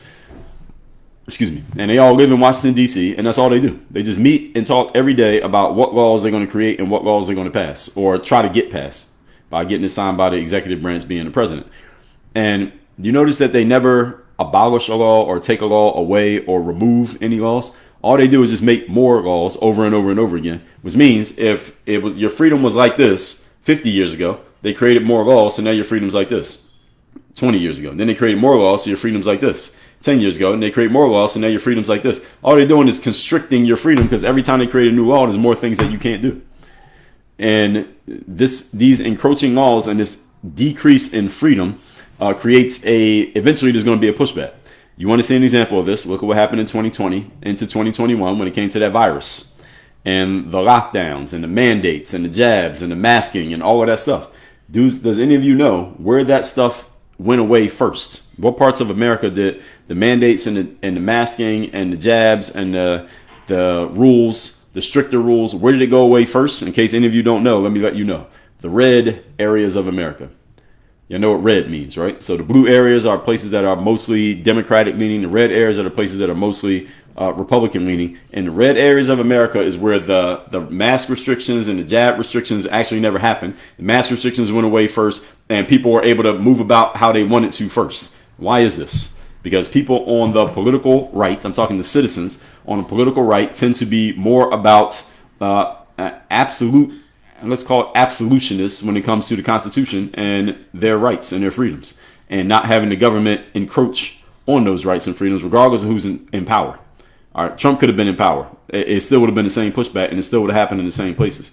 Also, the people in those areas tend to be followers of the Second Amendment. Why does that matter? That matters because you can't send police to enforce a law when everybody in that community has the same firearm that the cops got, and you ain't got enough cops. Now, in blue areas, people are okay with, tend to be, again, I'm speaking very generally, tend to be okay with more governmental oversight. And in red areas, people tend to not be as okay. just as a general rule. Now, are there blue people who don't want more political stuff? Of course. Are there people in the red who want more political stuff? Yes. But as a general rule, the red areas want less and more limited government overreach. This is the reason why Donald Trump, for those who don't know, Donald Trump's whole thing has been reducing federal oversight and sending that power back to the states. That's what he did during the virus. He said, we're not going to make federal laws about what you have to do. We're going to let each state decide what they want to do. And that means you need to look at your governors and your representatives, not your representatives, your governors rather, and your local elected officials. Those are the ones you should be mad at or happy with, depending on what happened. I live in Florida. Governor Ron DeSantis, generally been a fan of him. Don't like what he said about Mr. AET last week, because that guy is not suspected of a crime. So you can't say he's not welcome in the state. That's ridiculous for him to have said. But generally, I've been a fan of DeSantis. And one of the things that he did during the virus, we were pretty much free down here in Florida to do what we wanted to do. Now, had you lived in somewhere like New York, I don't live in New York, have never lived in New York. Shout out to New York, love Manhattan, know a lot of people from New York. A lot of New Yorkers found their way to Miami during that virus. 2020, 2021, I met a whole lot of people living here who I didn't know before. I said, where are you from? New York, California. It was a lot of New Yorkers and a lot of Californians left those places and came here. Why? Because there was freedom here. I didn't hear too many people moving to New York. Anybody here moved from a different state to New York City, or just New York, the 5 boroughs, anytime over the last 5 years? I haven't met anybody who moved to New York in the last 5 years. And New York is the biggest city in America. I've met a lot of people who left New York. I didn't meet too many people who went there. That maybe that's just me.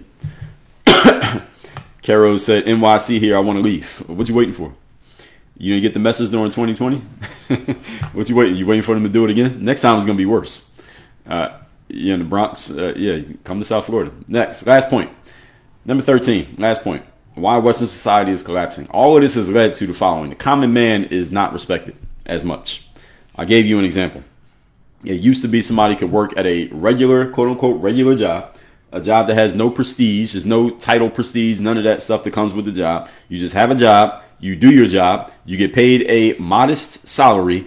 And that man he made enough money to take care of his family, take care of his kids, have a house, have a car, maybe go on vacation once a year, maybe put something away, maybe for his retirement and for his kids. And he was highly respected by his family and by his community and by overall society. He was a respected person because he had an honest job, went to work every day, made an average salary, and he was respected for just being a stand-up individual. That was all you need to do.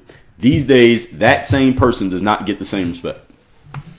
He doesn't get the same respect these days because he doesn't have enough money to make ends meet, pay bills, let alone take care of a family, take care of kids, take care of a wife, to afford a home. If he wants to buy a house, a lot of people in America still grow up with this idea that they need to buy a house, getting a car, taking care of maybe possible retirement or anything like that. The average man can't do that on the average lifestyle the way he used to be able to do it in the 60s. You can't do that in 2025. So the average man is not respected as much. The problem is the average man is the backbone of our society. So if we don't respect the person who's the backbone of our society, and our entire society collapses. That's why Western society is falling apart. You cannot be the average guy anymore. Now, I work in personal and professional development. I tell people in my audiences, you don't want to be average. You don't want to aim for average. If you find yourself being average, stop being average. Right? You don't want to be part of the masses. I tell people that all the time. At the same time, that doesn't mean that the average person is not respected. It doesn't mean the average person is not worthy of respect. Because the fact of the matter is most people are average. Regardless of what I say, regardless of how many books I write, TED Talks I do, and live streams where I talk for hours about not being average, most people are average and most people will be average. And even though I know that to be true, and I know that most people I come across are average individuals, I still have respect for the average person because they show up every day, they do their job, they pay their bills, they make their money, they are law-abiding citizens, and they're not bothering anybody. They still deserve respect. The issue is, in the world that we live in today, Western societies in general, is that the average man gets less respect now than he used to get 50 or 60 years ago. Why? Because the average man cannot get by these days on an average lifestyle the way that he used to. And that means everything's falling apart. And what's the solution to this? That's a very good question. And there's no easy answer. This is the reason why I don't work in politics. because there are no right answers in politics, in case any of you didn't know. There's no such thing as a right answer in politics. Why? Because no matter what answer you come up with, somebody's going to be pissed off. So whether it's one of your political opponents going to be pissed off, you take somebody like Trump, everything he does, they try to find a way to make it look negative, right? He had his not State of the Union, but his joint address to Congress last week. Y'all see this?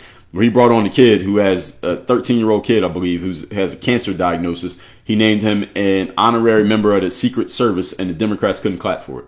All right, that's partisan politics. They wouldn't clap for a kid with cancer because he got brought there by Donald Trump. His dad, they might even be liberals. You don't even know. They're black. He had a black dad, black kid. And where is he from? Brooklyn, the Bronx. They probably voted for Kamala, but they wouldn't vote. They would not clap for him. The Democrats wouldn't clap for the kid just because Donald Trump brought him there, and they probably vote liberal. You never even know. All right, that's ridiculous. And the whole point is, if you work in the government, somebody's going to find fault with every single thing that you do. And no matter what decision you make, when it comes to the citizenry, somebody's going to be mad because you can't serve everybody. You can't help everybody because we ain't got the resources. The United States government is $36 trillion in debt. No matter what you do, something's got a cost. And everything comes at a cost. There are no handouts in life, folks. Everything has a cost. There is no such thing as a free lunch. If anyone promises you a free lunch, they're lying to you. Or they don't know what they're talking about, one or the other. But they are not. There's no such thing as a free lunch. Someone gives you something, you got to pay for it. All right, you either pay up front or you pay later, but you will pay. So the issue is, how would I solve this problem? Because some people may say, this is what some politicians said. If you want to hear the Barack Obama version of it, the Joe Biden version of it, all we have to do is tax billionaires and big businesses more. We take that money and we can spread it around to the everyday person so the everyday person can get by and they can live and they can take care of themselves the way they used to do in the 60s. This is what Barack Obama used to say. He would say it in a more smooth way than Joe Biden said it, but they said the same thing. Remember, Joe Biden worked for Barack Obama. All right, that's what they would say. Basically, we need to tax the rich, rob from the rich and give to the poor. That'll solve all our problems. Now, did Barack Obama do that? No. Did Joe Biden do it? No. Has it solved the problem? No. Why? Because it's been tried. That idea has been thrown out there for 100 years and it has never worked. And there are reasons economically why it doesn't work. One is that you are not entitled to somebody else's money just because they have it. We could just start there. Just because somebody's a billionaire and you're a thousandaire does not mean that the billionaire owes you money. That's ridiculous. And if we start doing that in this society, then we'll already be in collapse. All right, so that's number one, even though they keep preaching it. Number two, let's say what Donald Trump says is, no, we're not going to take from the rich and give to the poor. What we're going to do is we're going to tax the companies. If you bring stuff in from outside the United States, we're going to tax you. And we're going to take that money and make it work. We'll see what ends up happening because he is going to actually do it this time. Now, last time, I think he talked about it, but he wasn't able to move it forward because he didn't have the right team around him. This time, he's a lot smarter about who he put on his team. So he has the team to actually do this. We'll see what happens with these tariffs and if it actually helps the everyday person. He says it will. But again, politicians say stuff every day. Let's see if it actually does. But he's going to do it. So we're going to find out this time. Last time we couldn't find out. This time we're going to find out what it actually does. And I've talked about this in detail also. So those of you who are just checking in, if you've never heard me talk before, I've discussed all these things in detail. So any of you who is leaving comments saying that won't work or will work or why, I've talked about this stuff in like 2 hours long detail, to the long and short of it being that as more tariffs get put in place, yes, prices will go up. So all of you need to understand it. If you're a Trump supporter, MAGA, whoever, even if you're not, I mean, your prices are going to go up whether you voted for Trump or not. Costs will go up when tariffs start coming in. Why? Because companies are not going to eat that cost. They're just going to pass it on to the customer. This is the way business works. You increase my cost, I'm going to increase my price. That's the way it works. If it costs more money for Apple to make the phone, they're going to raise the price of the phone. That's just what it is. So if you all complain about prices or you don't like the prices right now, understand that one of the trade-offs of America first, more manufacturing in America, more companies doing business in America, more companies bringing jobs to America, is that you have to pay American workers. American workers require more money than workers in, let's say, Brazil. You got to pay them more. And if you have to pay people more, that means it costs you more money. And if I'm running a business and my costs go up, I'm increasing the prices of my products to make up for that increased cost. I'm not going to eat the difference. I'm going to make you pay for it. So that is how prices go up.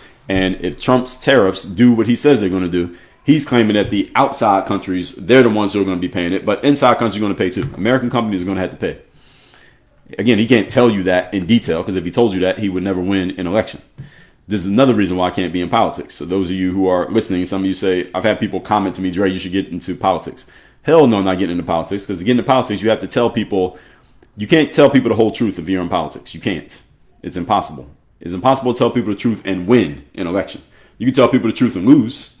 That's what I would do. If I got into a political campaign and start telling you all the stuff that I'm talking about here today, I would never win an election. Because all my opponent is going to do, because some of you will listen to it and you might say, well, I like Dre, I'm going to vote for Dre. The problem is my opponent will get up there and just tell them the stuff that they wanted to hear. I'm telling you the stuff you need to hear. I'm telling you kind of the trade-off of everything. You can't tell people trade-offs when you're in politics. If you tell people the trade-off, they won't vote for you. Because most people don't want to accept that there's a trade-off. Most people don't understand the laws of economics, which is the third law of economics is opportunity cost. Everything has a cost. There is no free lunch. So when a politician comes around and tells you, I'm going to do A, B, C, and it's going to solve all your problems, they are misleading you, if not outright lying to you. And by the way, all politicians do this. So don't go and say this person, that person. They all do it.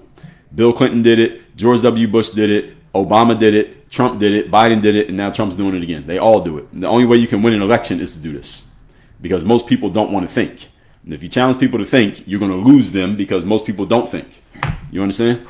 So you can't go too far over people's heads. So those of you who are listening to this right now, you're part of the small percentage of people who is willing to think and willing to engage intellectually. Even if you disagree with me, you're willing to engage. The problem is most people are not willing to engage intellectually because intellectual engagement takes effort. And most people are lazy. I just told you. Most people don't think, they don't read, and they're lazy. So if you challenge people to do one of these three things, understand you are talking to a very small percentage of people. You're not talking to everybody. If I get on the national stage and start challenging people to think, I'm going to get booed off the stage. Because it's too much work. All right, everybody understand what I'm saying here? So those of you who are watching on TikTok, by the way, make sure you subscribe to my YouTube channel. The link is in my profile, and make sure you follow me on Instagram. That link's also in my profile. Let's get to the questions. I'm going to take some questions here. At some point, I am going to need to take a restroom break. I do need to go to the bathroom because I wake up early in the morning.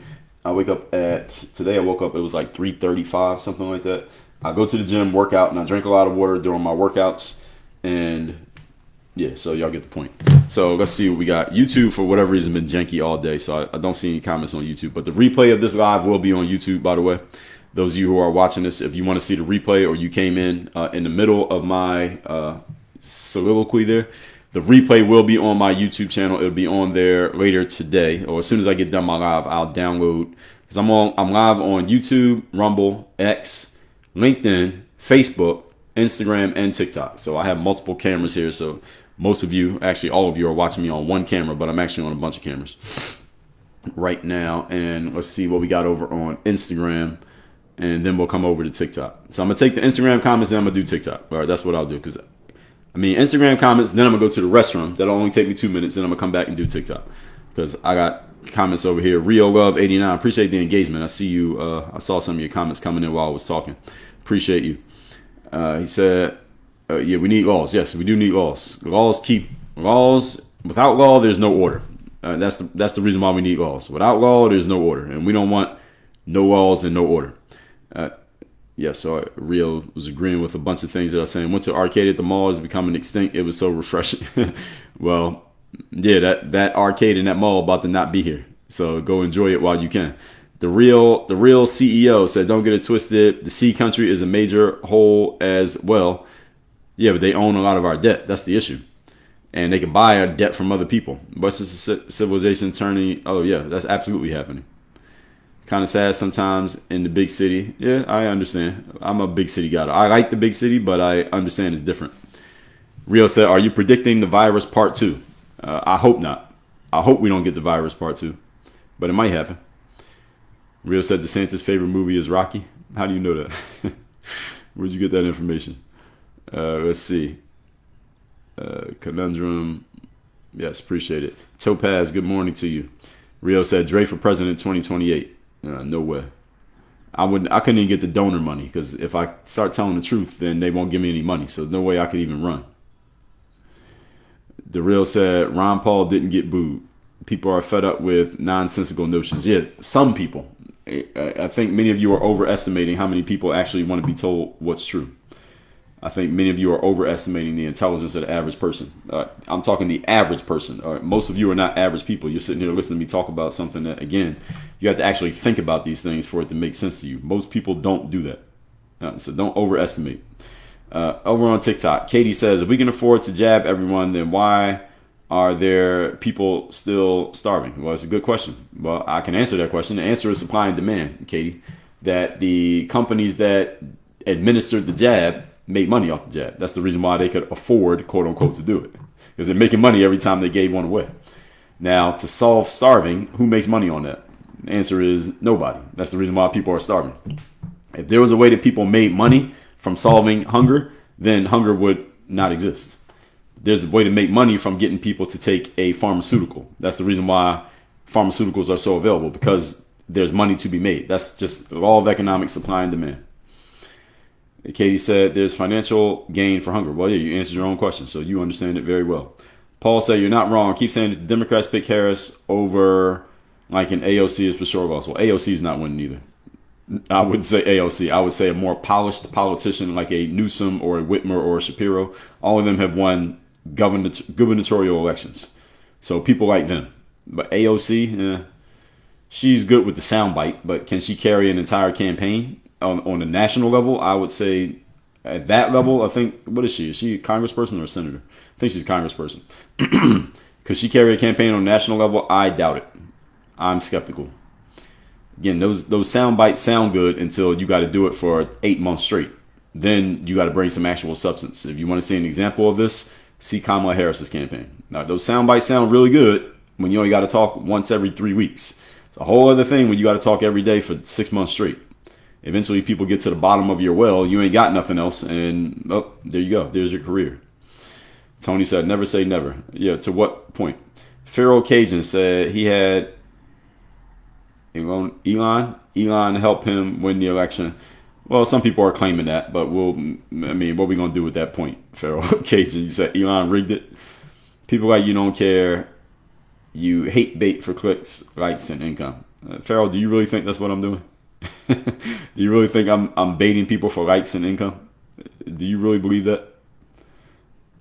So T said, you don't know what you're talking about. You had me hooked for a second. All right, well, what I got wrong? If you disagree with something that I said, just tell me what I got wrong. I'm open to engagement if you could tell me what I have wrong. Beej says, so by your logic, we should go back to an era without loss? I'm not sure what you're referring to there. If you heard my entire explanation here today, I have no idea how you got that straw man question that you're asking. T said, as if legislators don't repeal and modify laws, or laws don't often increase individual freedoms. All right, give me 2 or 3 examples, T, of laws increasing individual freedoms. Generally, and again, everything I'm saying here, folks, is spoken as a generalization. There are details to which, if I was to go into every detail of every single thing that I said, this live would be 20 hours long. So at some point, you have to generalize. Please understand my general points and the direction of my points, not try to break me down in detail by giving me an exception to the points that I made. Ryan says, and they all had the highest dying rate. Okay, well, it depends on how those things are being measured, Ryan. Technically, you could be correct, but it depends on how it's being measured. Because one thing we also know, a counterpoint to your counterpoint, Ryan, is that if someone passed away in a car accident during the virus, they would test the dead body for the virus, and if they had the virus, they would mark it as a death from the virus. Was that actually a death from the virus? So it depends on how we're measuring this. So technically, you're right, but technically, you're not. Teek said the right is anti-constitution. All right, some say. Joe Byron said Michigan and Indiana were 2 different worlds during the virus. All right, but I get it. Deshan said red states are less educated. How do you define educated, Deshan? Maybe you're correct about that, but what do you mean when you say educated? Because educated means a lot of different things to a lot of different people. Carol said, NYC here, I want to leave. Yeah, shout out to the people in New York. Liam said, New Yorkers moving to Miami, wow, how rare. Is this an attempt at sarcasm, Leon? During the virus, there was a flight. There was New York flight to states that were, to red states where you have freedom, such as Tennessee. A lot of people moved to Tennessee, the Nashville area. You had Austin, Texas area, Dallas, and also anywhere in South Florida. Basically, actually all of Florida. Jacksonville, Orlando, Tampa, and Miami-Dade County, Palm Beach, Broward County. A lot of people came to Florida, period. First of all, for the weather, the lifestyle, and also it's a red state. This is what it is. B said, speaking of the passing away toll, and you gotta be careful saying that word over and over again on TikTok. TikTok has some strict rules, and you never know when you're violating them. In comparison to other countries as a result of those decisions, I would rather bees take my chances. I'd rather take my chances rather than be in a country like NZ. You know that country, NZ? And the other country that starts with the letter A that's right next to it, where they have the kangaroos. I'd rather be here in America, free to do what I want and take my chances with the virus, even if I get it, than be in those countries where you're locked down, you can't go outside, and they tell you when and where you can leave your house. I'd rather be here free and take the risk than be there locked down and have the government tell me what I can and can't do. But that's just me. Carol said, I had to sell my place ASAP, then I'm out. Good luck. I hope you got a good realtor. Aphrodite said, they tend to be raised to take care of what they have, while cities are used to things just being. Generally, I would agree with that. Shuggy, what's going on? Good morning. Good to see you here and live. Oh, you put the work on your game. I don't know where you even got that from, but shout out to that. I think it came on the subscription thing. All right, I never saw anybody do that. That's cool. Yankee 19 said, hope you run for office one day. I won't say I don't hope that, but I don't know. Somebody had to make me a really great offer. I run a business. I don't know why would I want to get into the private sector. I mean, the public sector. Someone had to convince me why that would make any sense for me. I'm not made for the public sector. Manhart said, the average man now has to go to college. The average man has not gotten smarter. You need to work harder. The average man has to go to college. Okay, I get what you're saying. I think you're referring to the job opportunities. Okay, I get what you mean by that. That the average person needs to go to college so that they have better career prospects. That I can understand. It does give you better career prospects depending on the type of career you want to get into. So if you want to get into law, or you want to be an engineer, or you want to any career that requires a college degree, yes. But it's not that many of them. So you got engineering, you have the legal profession, you have the medical industry. What other careers, those of you put in the comments, let me know. What other careers require going to college so that you are better equipped? Now, there are some careers that will start you at a higher salary because you went to college, but you don't necessarily have to go to college to get in. And the challenge with going to college is that the cost. Now you still got to pay back what you borrowed, or you got to pay it out of your pocket. So is it really worth it? The increased money you would make just because you have a degree versus how much you have to pay for the degree after you get out of school. Is it worth it? This is a mathematical question, but y'all tell me what industry you need to go to college for. Magamando said, we need you in public office, sir. You'll make a good congressman or a great president. Thank you. We'll see. A great congressperson. Again, why would I want to go into Congress? Somebody got to sell me on why I would want to do this. I don't see why I want to do it. The only thing I would get out of it, just thinking about it from here, I've never even looked into politics and what it would take to get in. Only thing I could get out of it is that more people would know me and more people would get to hear what I have to say. Carla Shuggy, thank you for the lightning bolts. That's the only thing that would benefit is that I'll have a much bigger audience if I got into politics. So if I was in politics, let's say I had, thank you for helping me hit that goal, those of you on TikTok. Let's say I had AOC's audience. Like I say I had her reach. If I was doing this live stream right now, it might be 10 to 50 times more people listening to me so I can get my points across to more people. I can see that benefit. But again, what did we just talk about? The third law of economics is opportunity cost. What is the cost of that audience? The cost of me having that audience is that, number one, I got to go to DC and I had to glad hand with other politicians. I got to pretend to like people who I don't actually like. And I had to try to appease a whole bunch of people who I can't possibly appease. I already explained that to you. Anything you do as a politician, half the people are going to like it and half the people are going to trash you. And then I got to deal with whoever has more power than me in there, because you're in a bureaucracy, in a bureaucratic environment. There are people who have more power and more seniority than you. So again, you got to kiss up to these people, and I am not good at that. That's one of the reasons why I'm an entrepreneur, because I have no bosses and nobody can tell me what to do. When you work in politics, you have bosses and people can tell you what to do. That I have a strict aversion to. And this is the reason why you don't see a lot of entrepreneurs entering politics. You see a lot of lawyers, you see a lot of college graduates, you see a lot of people who worked in very structured, traditional career paths. They go into politics. Why? Because they're used to working in these bureaucracies and dealing with bosses and supervisors and having to follow all these rules that you didn't make. I like being in a place where I have no bosses, no supervisor. I make the rules and I call all the shots. That's entrepreneurship. This is the reason why most entrepreneurs, you never see entrepreneur entering politics. Can you even name some? Donald Trump, but he went straight to the top. Mitt Romney was an entrepreneur, but he was trying to go straight to the top. I mean, he was in governance, but he was trying to go straight to the top. You don't see a lot of entrepreneurs exiting entrepreneurship to serve the country in the government. There's a reason for that, and I just explained it. So it would take a very, very good offer that probably goes under the table, if you know what I'm saying. They'll have to make me an under the table offer to go into politics, because you're not going to pay me $160,000 a year to work in the government. That's not happening. No way. Renata, good morning. Aphrodite said, that's the best part. What part are you talking about? Shara said they wouldn't even stand for the kid or the young lady. Yes, they wouldn't stand for her either. Lincoln Riley, and also the girl, the volleyball player who got hit in the face with the ball. They wouldn't clap for any of them. So it was crazy. Carrie Lynn, I agree. It was rude. Deshaun said he's getting rid of cancer research. Well, what's he replacing it with? That's the thing with everything that Trump and Doge are doing when they get rid of one thing, is they're replacing it with something else. So you can't just give me half the story. We gotta go to the other story, the other half of the story. For example, when Trump says they're going to get rid of the Department of Education, the Department of Education is a federal entity. So if the Department of Education went away, here's what would happen. Instead of having the federal government tell, let's say, schools in Florida what they can and can't do, now Florida's government decides what we can do. And then Alabama gets to decide what they do. And Michigan decides what they do. Iowa decides what they do. I'd rather it be a state level thing, and then I could just pick which state. So if I don't like what's happening here, okay, I'm moving my family to that state. Or I don't like this state, I'm going to move my family to that state. So at least I have a choice based on the 50 states, because each state has their own rules. But if there's a federal rule, that means the rule applies to everybody no matter what we do. I don't like that. I'd rather there be state level control rather than federal control. And Donald Trump is all about that, lessening the reach of the government by getting rid of federal stuff and instead making it state level. I'm a fan of that.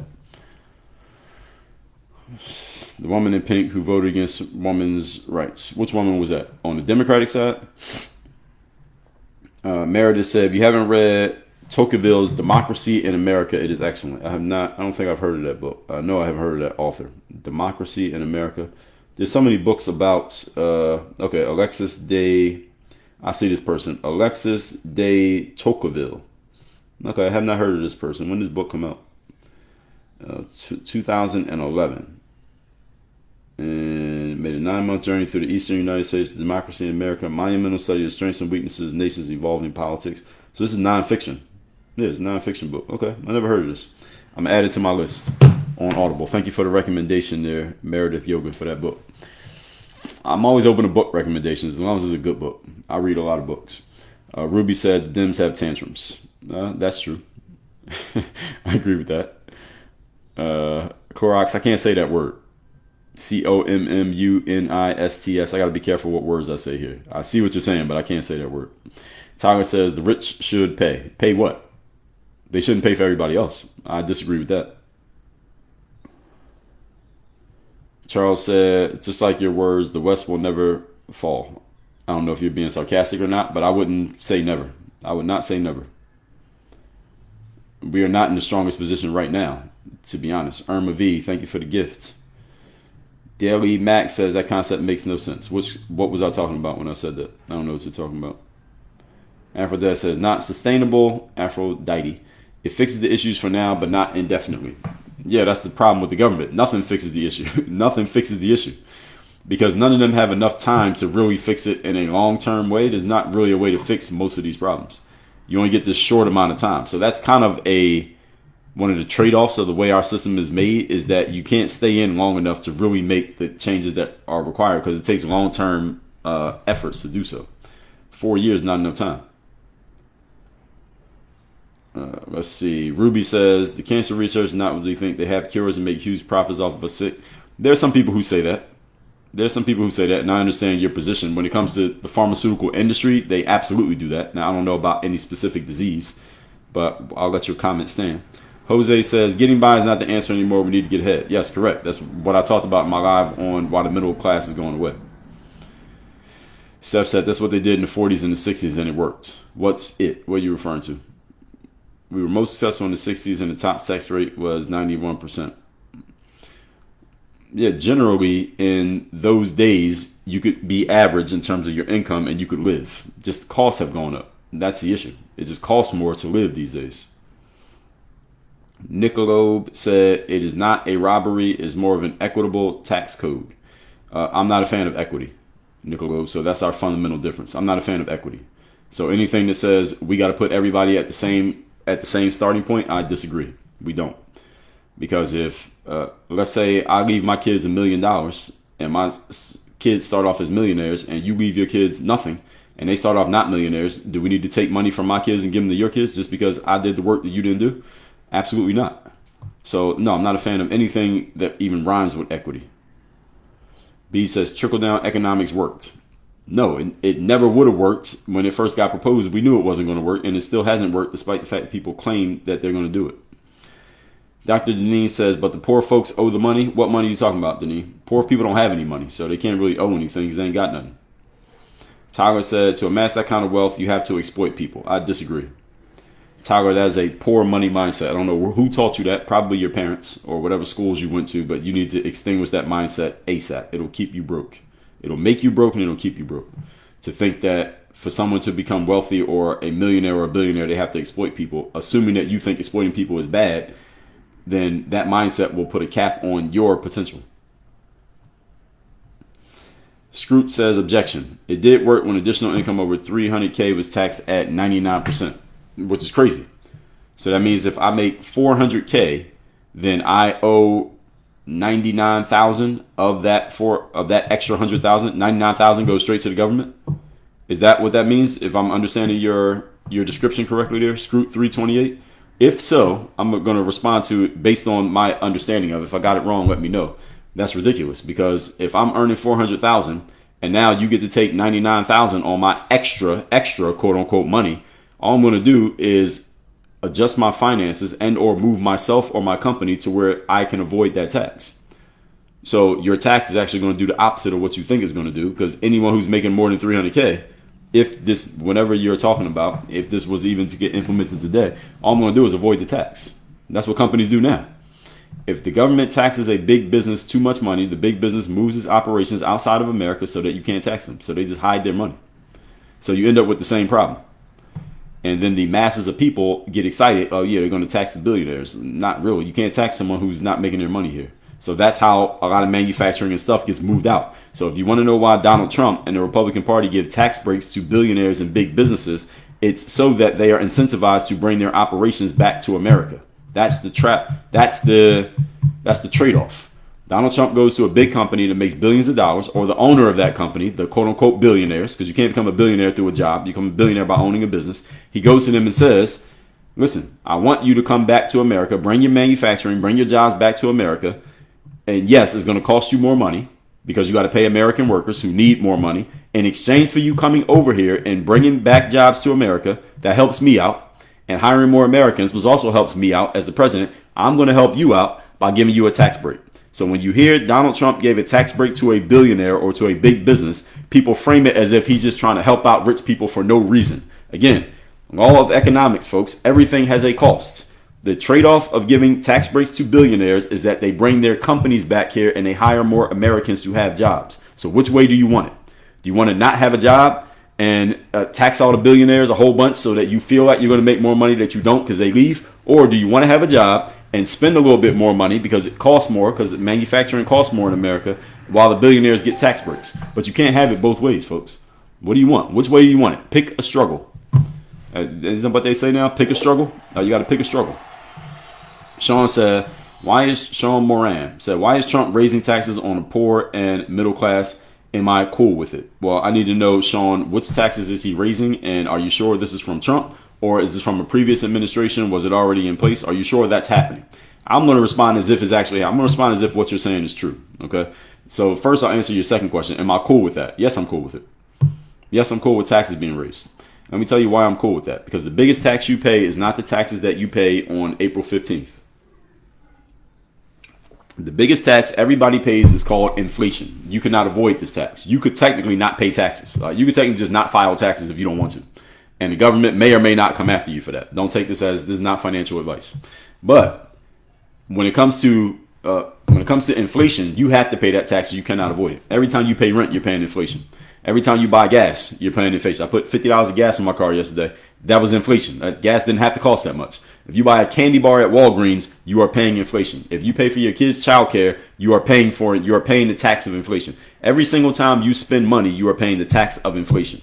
You cannot avoid that tax. So when people talk about Trump raising taxes or lowering taxes, you're paying attention to the small game and avoiding and ignoring the big game. The big game is the increased cost of living life as a human being. That's the tax that you really need to be worrying about. That's called inflation. If you want to be mad about that, you need to go down to the Federal Reserve building, which is not federal. There are no reserves, and it's not a bank. If you want to get mad at somebody, get mad at them, not the president. I don't care if it's a Democrat or a Republican president. They're not the reason for this. The reason for this is the Federal Reserve Bank and the United States government being in debt, which was not done by any one person.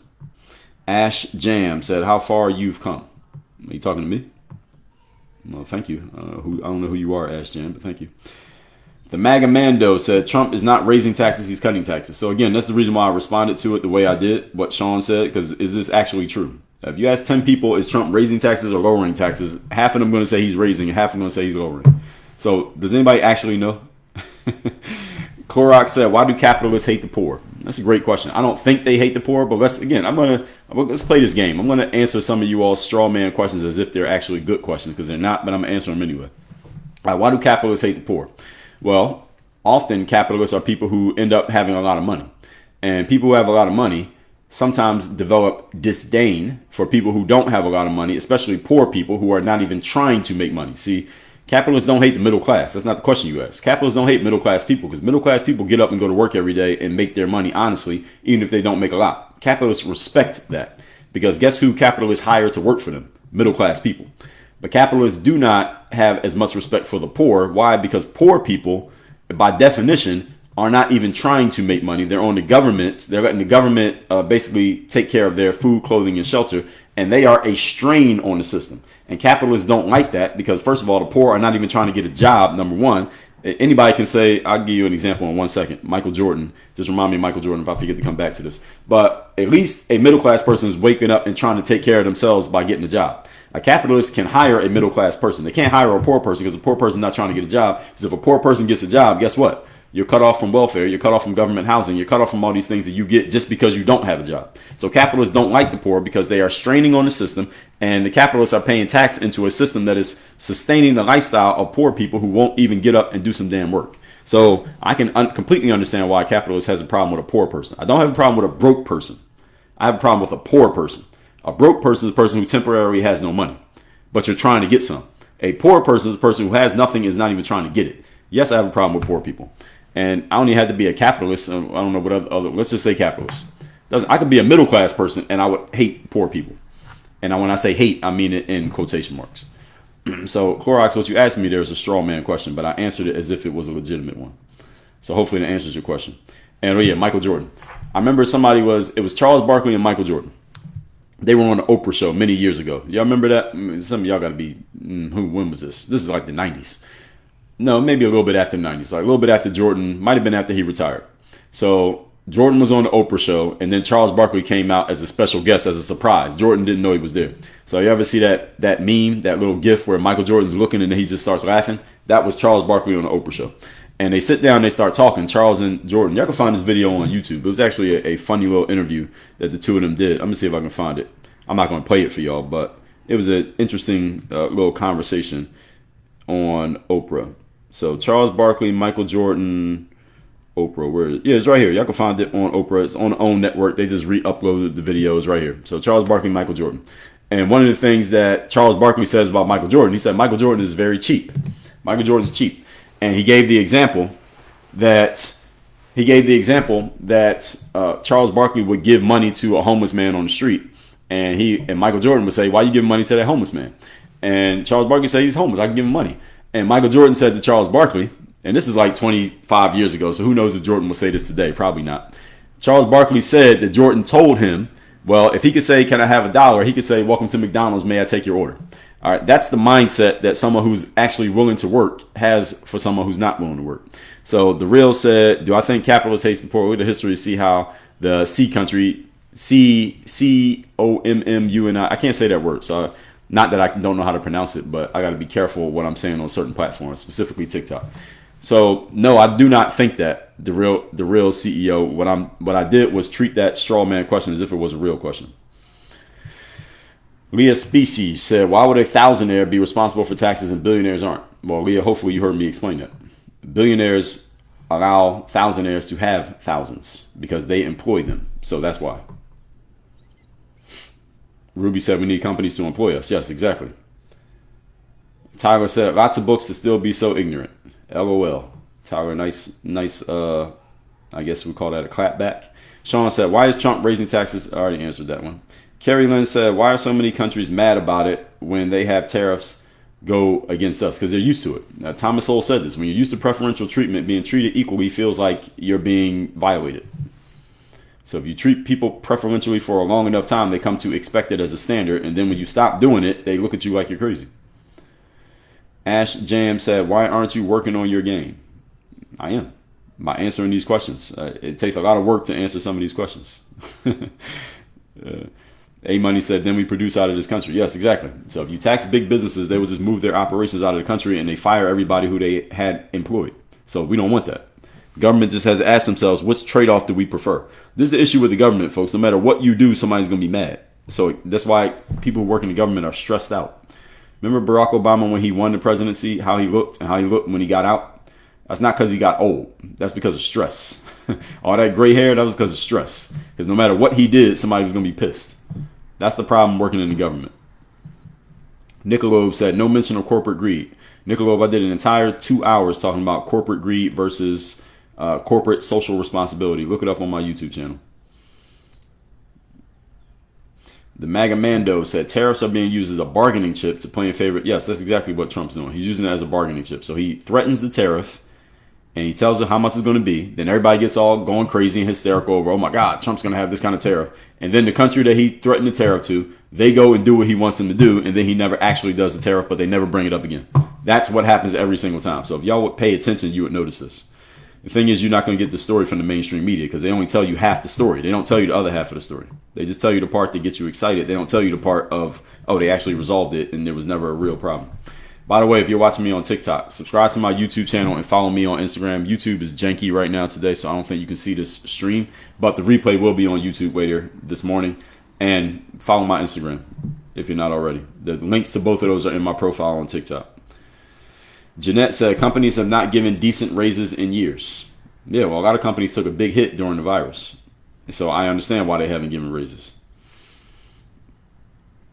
And Brian Brilson says, "Say it again for the people in the back." Well, whatever I said, glad you liked it. User said, "That's because the C country, that I can't say, pays $1 an hour where USA pays $15 an hour." Yes, exactly. So if people understood that. The thing is, a lot of Americans don't understand what goes on in other countries. A lot of Americans are so arrogant that many Americans think that what happens in America is how the rest of the world is. And the answer is absolutely not. In America, the average factory worker, you got to pay them $15 to $25 an hour. In other countries, you could pay them $2 an hour. So if you run a business, do you want 10 people who you got to pay $20 an hour? Or do you want 10 people who you could pay $3 an hour? Which one would you do if you ran a business? All of you would do the one where you pay somebody $3 an hour. If you get the exact same result, you would pay somebody $3 an hour. All of you would do it. So companies outsource their operations for that exact reason, because it's cheaper. And Trump is trying to entice them to bring their operations back to America. And they say, "Okay, Mr. President Trump, I got a company. I got 300 employees. They make $3 an hour. If I bring my business back to America, my costs are going to go up by 5 times. How are you going to make that make sense for me, Mr. President?" And Mr. President says, "I'll give you a tax break." Then the news says, "Oh, Donald Trump gave a tax break to billionaires." They don't tell you the whole story. Because if they told you the whole story, you wouldn't be excited. And if you're not excited, you're not going to turn on the news again. So this is the whole game. So y'all just got to understand the game. When you understand the game, this stuff is very obvious. But a lot of people don't understand the game. Bede says, "Smells like a recession." Well, it might be. It might be. Sean said, "Any money's made on tariffs is going to the trillion in tax cuts to the rich."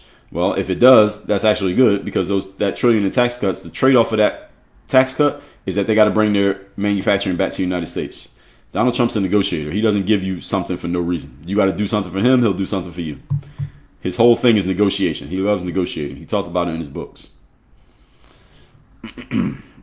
Dude says, did you like Rabbit in 8 Mile? Tell the people all the lies politicians are going to tell. Yeah, I get what you're saying. Take the rug out from under them. Yes. Said, tell the people the lies you're going to tell before they tell them. Yes, exactly. Well, you can. The thing is, not everybody wants to hear it. So no matter how hard you try, you're never going to reach everybody. The MAGA Mando said, in 2024, 77 million voters voted for the truth they needed to hear. No, nobody votes for the truth they need to hear. They vote for the story that they like. That's how you win an election.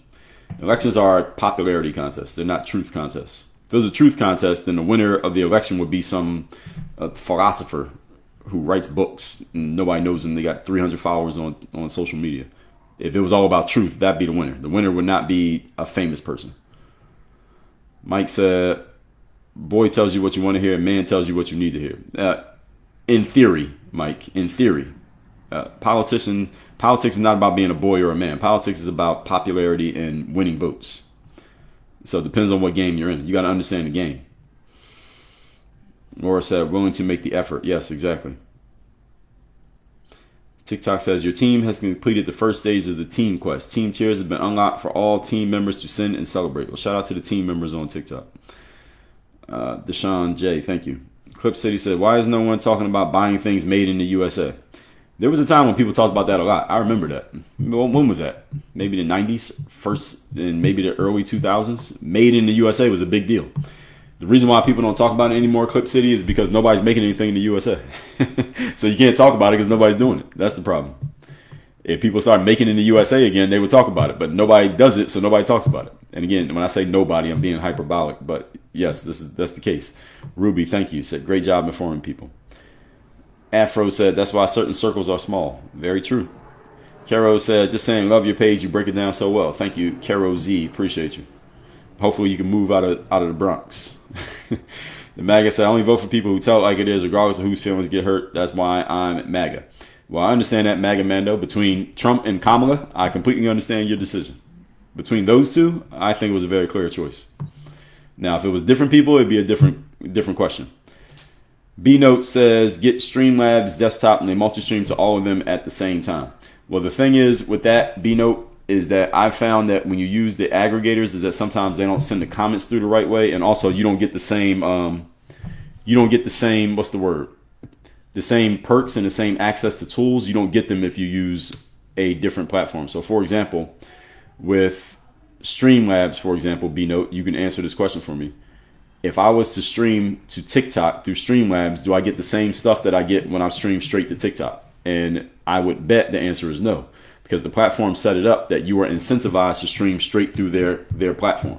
So TikTok incentivizes me to just use TikTok. But if I use an aggregator, I might be able to see the comments, but I can't see you can't get the lightning bolts and the GIFs and all that stuff. You can't get that if you use another platform.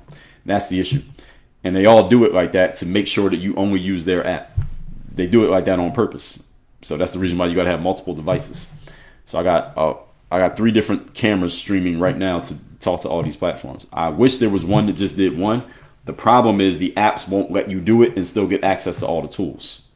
So you got to give something up. And again, we keep coming back to the same law of economics, folks. Everything has a cost. So nothing is free in life. Any of you ever thought something was free? It wasn't free. Now you better find out how much it costs because you will have to pay. Sugar said, who is my trainer? I have a boxing trainer, and outside of boxing trainer, I don't have a trainer. Lil J says, how does DEI lower standards?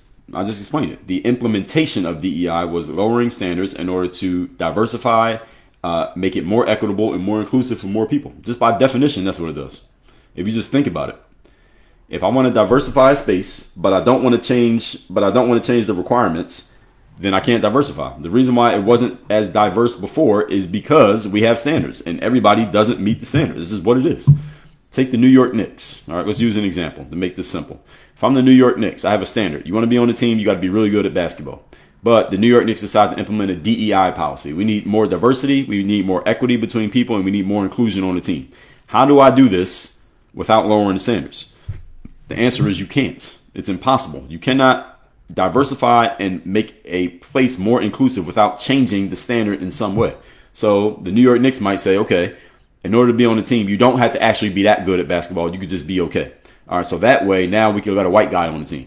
Now we can put some Asians on the team. Now we can put some girls on the team. Now we can put some guy who's 5'2" and can't play at all on the team because we have to be more inclusive. We got to be more diverse, and we got to make it more equitable for everybody. So we got a girl on the team. The girl feels isolated, so now we got 2 girls on the team. So diversity, equity, and inclusion. The only way you can make it work, the way it was forced into implementation, is you must alter standards in order to allow more people in who otherwise were not getting in. Because again, if every environment was already diverse, equitable, and inclusive, you wouldn't need diversity, equity, and inclusion. You wouldn't need DEI if it was already diverse, equitable, and inclusive. The reason many areas are homogeneous, inequitable, and exclusive is because you have to be good to get in the room.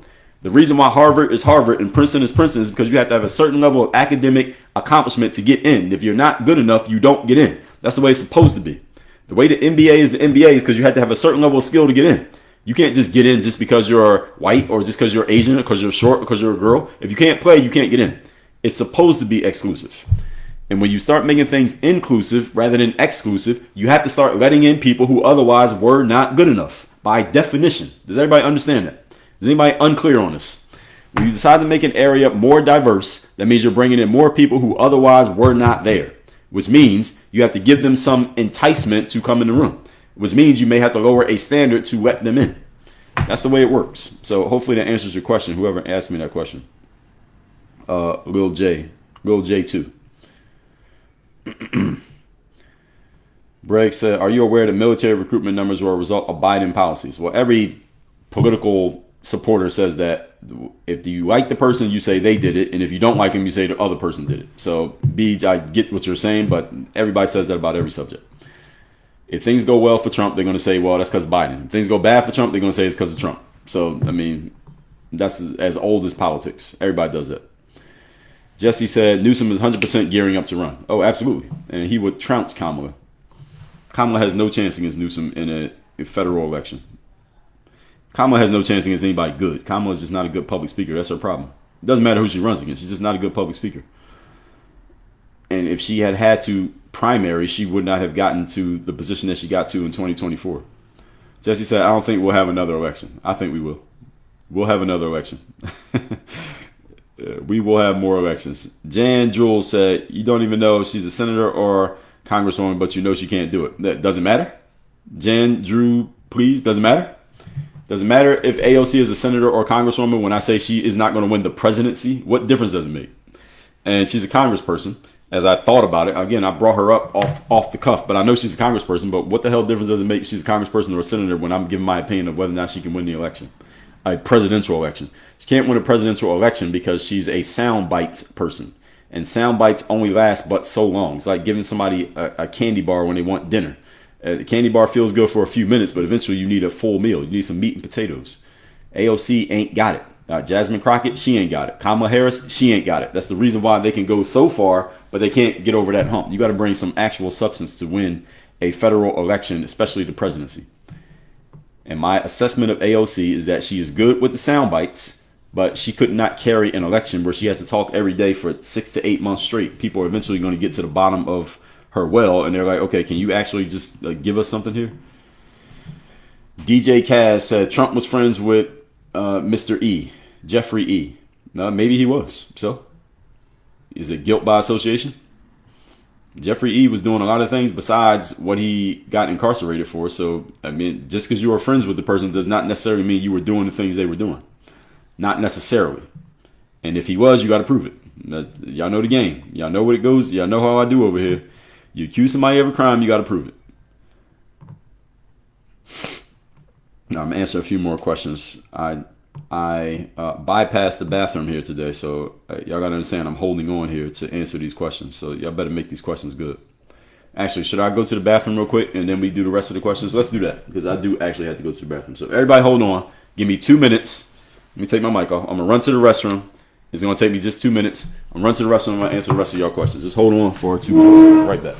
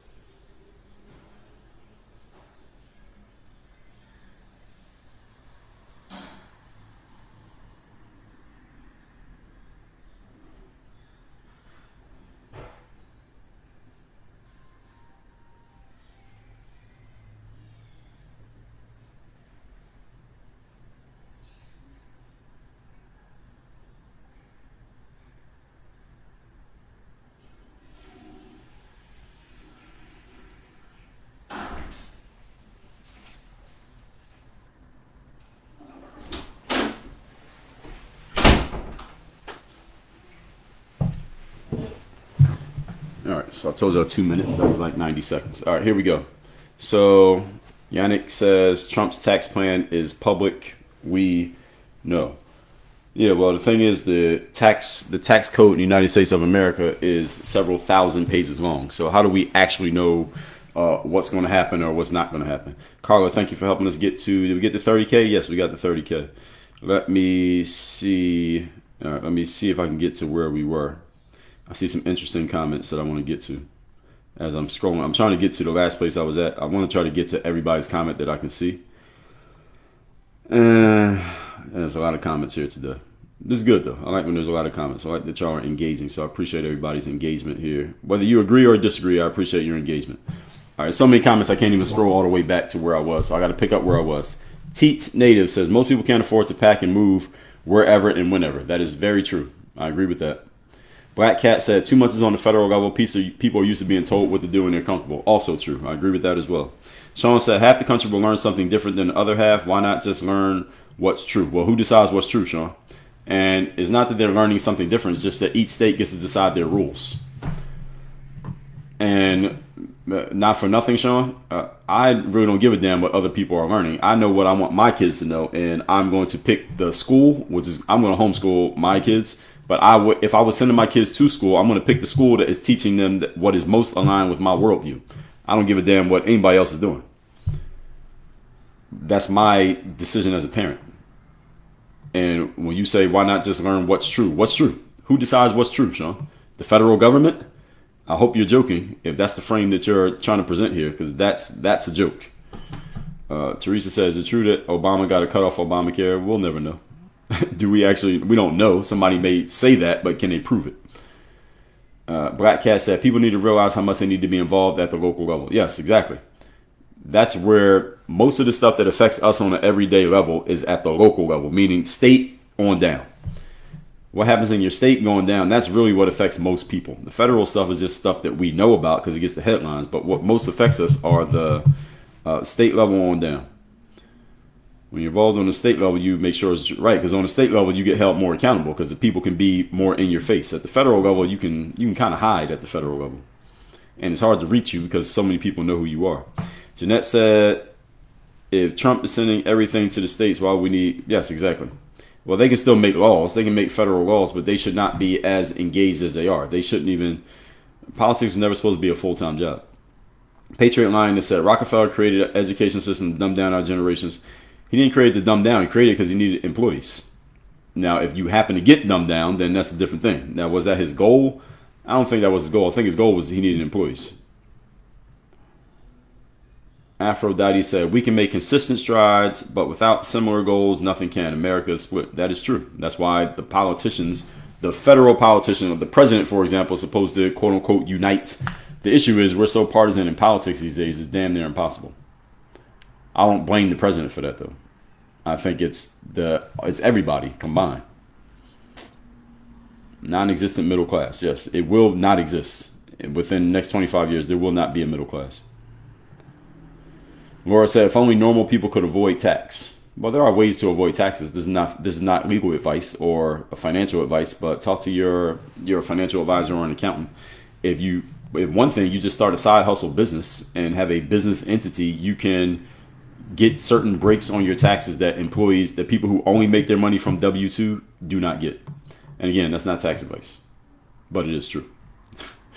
Totally Garrett said California to Texas and Florida. Yes, exactly. Texas, Tennessee, and Florida. I would guess. I don't know the stats. I would guess they picked up the most Americans moving within the country population during the virus years. Texas, Florida, and Tennessee. Now, people always move to those places often because they're generally known as nice places anyway. But I think that pushed it even further. Yannick says, take an economics course. This is embarrassing. What I get wrong, Yannick? If I got something wrong, tell me what I got wrong. So people make these passive-aggressive comments, but don't say what you're actually disagreeing with. So just tell me what you disagree with without this conjecture. Teresa said, I work with corporate tax returns and wealthy people can legally hide their money. Yes, exactly. That's the whole point. They can hide their money. They hide their money so that they don't get taxed. And in exchange, they are creating jobs for everyday people. All right, people who are wealthy have made jobs for other people. and or they invest in businesses, which allows those businesses to create jobs for other people. So the people who either create jobs or support things that create jobs get breaks from the government. That is the trade-off, and there's nothing wrong with that. The thing is, some of you who are listening to this have been taught that people who make a lot of money are bad or wrong, or they're exploiting people, or they get breaks for no reason. Those are all false. And Teresa just told you right there. Patriot Lioness says, I agree with Trump. The lower taxes on corporations is better for the consumers. Yes, exactly. Exactly. Yannick said he is literally helping rich people for no reason. All right, come on. Yannick, come on. Bring some substance to the conversation, please. Yannick said, trickle-down economics don't work at all. Okay, I agree with that. Trickle-down economics do not work. And that's the reason why everybody has to be responsible for their own personal economy.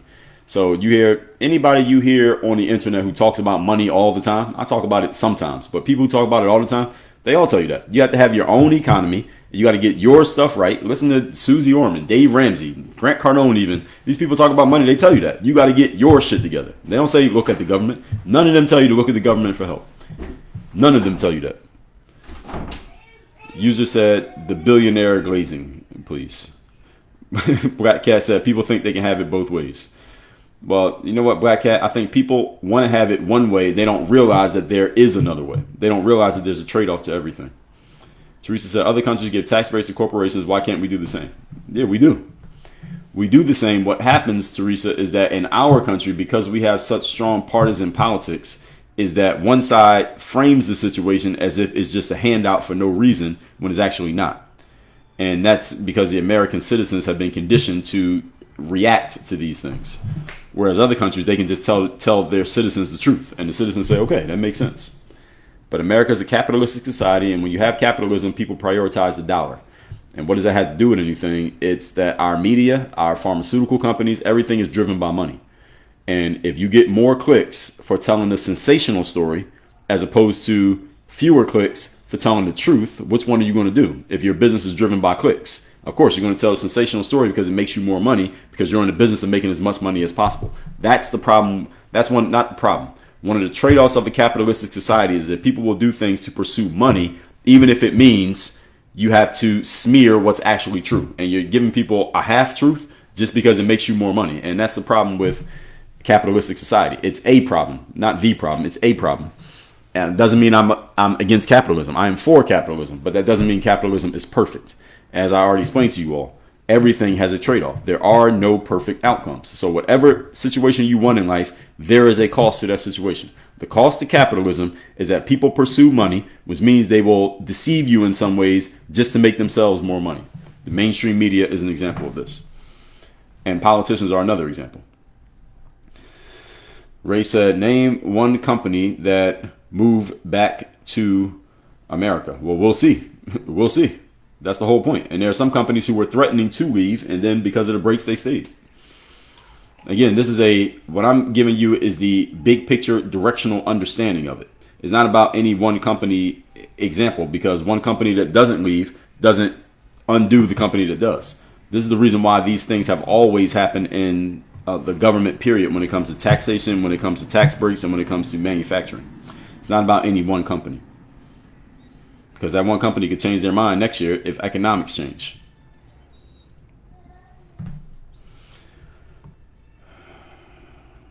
Let's see. User said another framing of your argument is trickle-down economics. Okay, if that's the way you want to frame it, but I framed it the way that makes sense logically. The way I broke it down makes sense logically, does it not? Did I get anything wrong? That's what I'm asking. Anybody who's disagreeing with me, what did I get wrong? Tell me what I got wrong. To say you're framing it as something that I didn't say doesn't make it wrong. So what did I get wrong?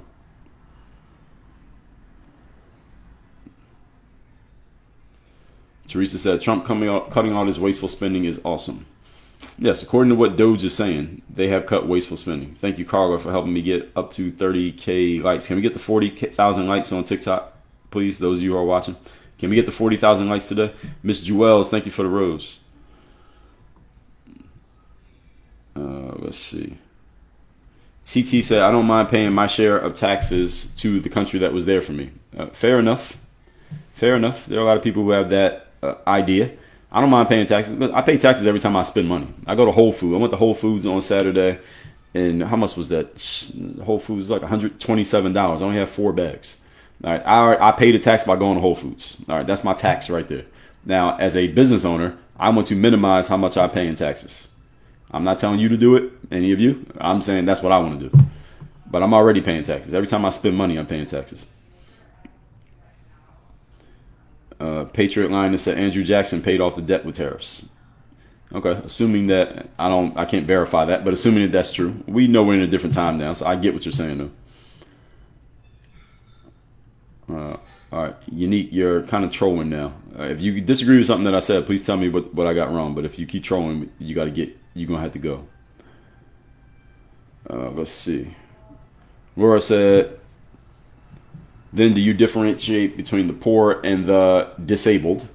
Okay. Yes, you can. Do I? Not in my general example that I gave you there, but that's not the topic here today. So we can't, you kind of throwing me a red herring here by bringing up the disabled. Patriot says, welfare is there to help while you're transitioning, not to keep giving you handouts. Yes, that's what it's supposed to do. But Patriot line is what's actually happened. That's the question. I get what it's supposed to do, but what has it actually done? That's the question that we really got to address. Thank you, Patriot Line, said I'm doing a great job. Laura says stress. Yes, it does. The wrong kind of stress. Yes, distress. Matt said Canada is not doing what he wants them to do. Well, we'll see, Matt. How you think that's going to work out? We'll see what Canada actually does. There's one thing to make a show on the internet. Is another thing what actually happens. When countries eventually do what Trump tells them to do, you don't hear about it on the news. You only hear about it when they claim they're going to defy him. You don't hear about it when they actually do exactly what he said. They don't tell you that part of the story. What he said, do you think Doge is going to actually be worth more than I don't know. You're asking the wrong person. Al said, poor people work in Walmart, McDonald's, sweatshop. Poor people do have jobs, yet they're broke. Well, poor is a mindset. It's not about how much money you have, Al. So I think we're talking about two different things. FJC said, I'm here on TikTok. Shout out to TikTok. Little Jimmy said, you're telling me a year loss of profit is equating to multiple years of no raises and higher credit. What are you referring to here, Little Jimmy? I don't know what question you're asking. This is out of context. I need the context of what you're asking about. Wall said, what do you think about treasury bonds being held by Japan and China? Again, not the topic here. Some of y'all going into details of things that I've talked about that we're not going to address here. God's Toy said, I'm trying to underpay people for my own gain. Yeah, well, they accept it. You're not really underpaying them, are you? If somebody's worth $100 and you offer them 80 and they accept 80, are you underpaying them? As far as I'm concerned, the answer is no. People get what they accept. You don't get what you deserve. You get what you accept. If you don't want $80, then you had to demand 100, or you got to negotiate. But if you accept $80, that's what you're worth. Laura, what you asking? What strategy are you talking about?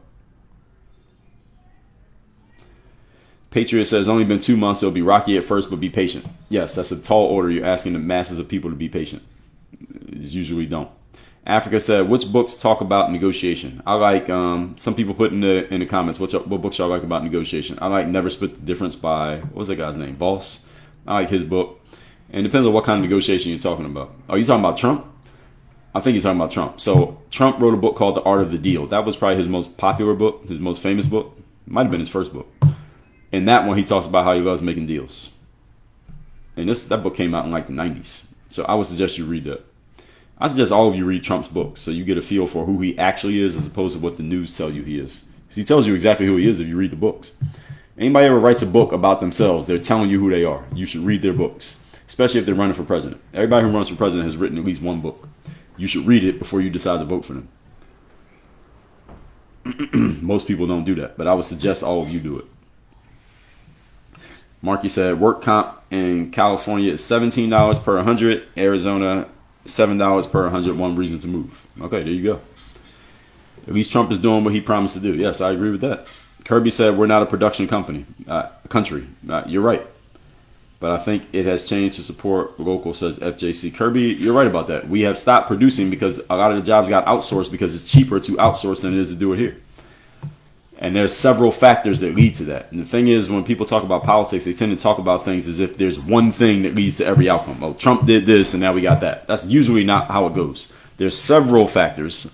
I think we call it multivariate. There are a lot of things that go into an outcome happening. So when the costs go up, yes, there are certain things that lead to costs going up, but there are certain other things that a lot of people don't even focus on that also contributed to that cost going up.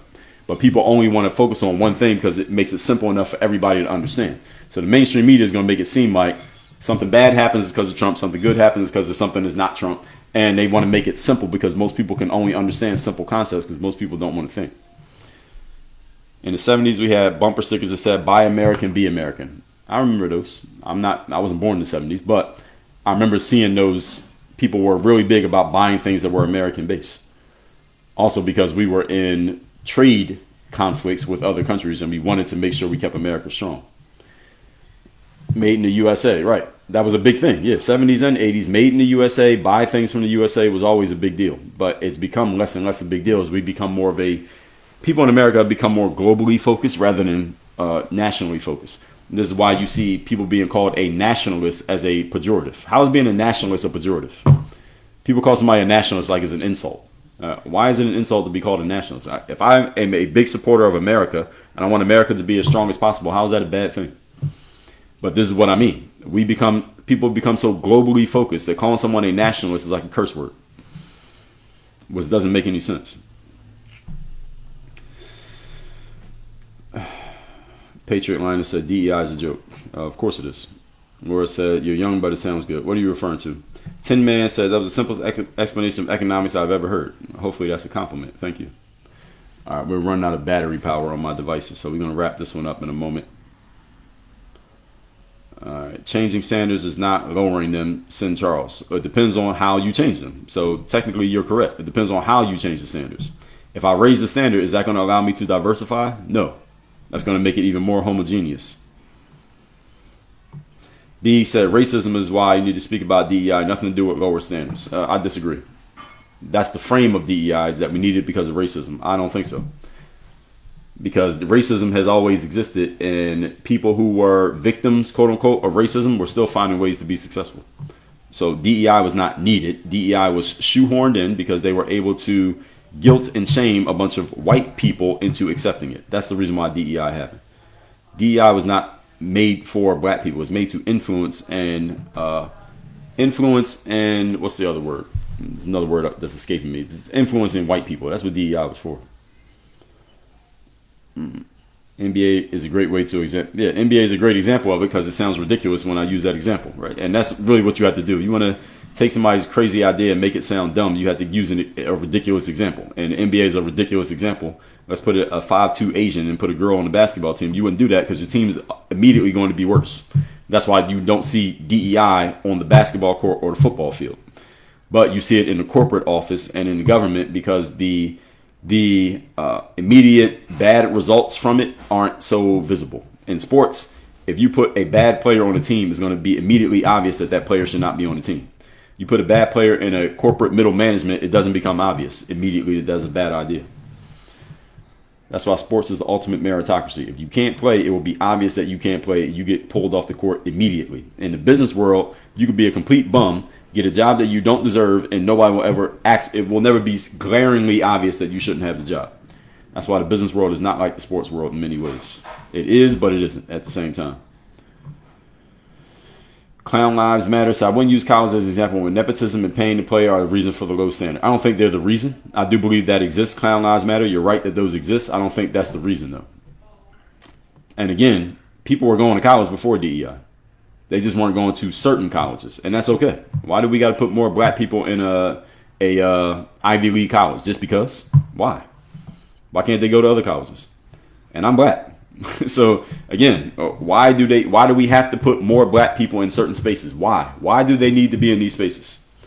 I don't understand what's the big need to diversify things just for the sake of diversifying them. Why is that necessary? TT said wealthy people are not usually very cheap. Well, it depends on who they are. The wealthy people there's a wide range of them. Mhotech said, not true, brother. Making something diverse does not cheapen it. I believe it does. I believe it does. If the way that the thing was based on standards, and then you had to change the standards in order to diversify it, you have cheapened the product. That's what it is. United States of America. We allowed more immigrants in, fine. They were doing it the right way. When we start allowing anyone and everyone in and not vetting them properly, did it make our country better or worse? I think it made it worse. As a general rule, yes. Diversifying things, in some instances, diversifying makes things better. Yes, I get what you're saying. In some ways, it can make things better. But in many ways, especially when we're talking DEI, its actual implementation made things worse. It cheapened the product because you had to lower the standards in order to let more diverse people in so that more people could feel included. Again, why do you need to bring more black people, for example, into an Ivy League school? Why? Why do you need to do that? And the only way they could do it is they had to change the standards to make sure more black people qualified, and or stop using the academic standard and said, well, we'll use other standards like quality of life, or what extracurricular activities did you do, or how good was your entry essay. We'll allow those to be the reason why we let people in, instead of it just being academic performance. So what are you doing? You're lowering the quality of the student body because you lowered and changed the standards in order to bring in a more diverse group of people. By definition, that's exactly what they did. And I'm talking about it by definition. You also talk about implementation. When you talk about how it was implemented in Potech, you cannot challenge that it cheapened things. It cheapened everything. Claire said, what makes a good public speaker? Great question. Is that you get your point across to the audience in the intended way and that they understand exactly what you said. That's what makes you a good public speaker. That people understand exactly what you meant and exactly what you said, and your point was gotten across 100% with full clarity. Donald Trump is great at it. Barack Obama was great at it. Kamala Harris is terrible at it. That's the reason why she can't win a presidential election. She's not a good public speaker. How many times did Kamala say something and you weren't quite sure what the hell she was saying or what she meant, or she didn't quite answer the question? You never had that issue with Barack Obama or Donald Trump. Now, did they both learn how to step around a tough question that they didn't want to answer? Yes, but that's different than completely confusing your audience by saying something that was kind of like gobbledygook. Kamala Harris had a lot of gobbledygook answers. I never heard gobbledygook from Trump. Never heard gobbledygook from Obama. I heard it from Biden. I heard it from Kamala. Never heard it from even Hillary Clinton. Never heard gobbledygook from her. I heard some gobbledygook from Biden and from Harris. That's the reason why Biden's a whole other conversation. AI Inspire says, does Trump have substance? Yes, he does. He's won 2 elections and won 3 Republican nominations. You can't say he doesn't have substance. You may disagree with him. That's not the same as not having substance. TT, they're all aging. All politicians are aging. Fark Mark said, too many dummies in America. ALC will win if we were not living in idiocracy. She's not winning a federal election. I strongly disagree with that. Marky said Biden won from his basement. Yes, technically. What happened in 2020, we'll never know. That's all I'll say about that. Carla said AOC doesn't play well in flyover country. Exactly. That's what I'm saying. AOC does well in her little pocket and getting on the internet and doing her little TikTok videos, and she's in New York. That works in her space. If she tries to go federal, no way. In flyover country, nobody wants to hear AOC. It sounds good on X, sounds good on YouTube. There's a whole other thing when you got to do it. Patriot Linus, I didn't hear about that, but maybe you're telling the truth. I'm accepting all of you all's anecdotes here as if they're true. All right, so don't take me reading these comments as if this is what I'm saying. I'm just reading what people are saying. Ichigo said, if Hillary didn't win, AOC for sure not winning. Well, first of all, Hillary was married to Bill Clinton. Bill Clinton's from Arkansas. All right, Hillary Clinton had some cachet with the middle of the country. AOC has 0.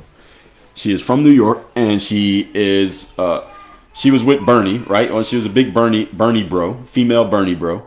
And who knows who she's funded by, but she is she's very metro, she's very city, she's very urban, and she's with the Democrats, who already have the reputation of not caring about the middle of the country.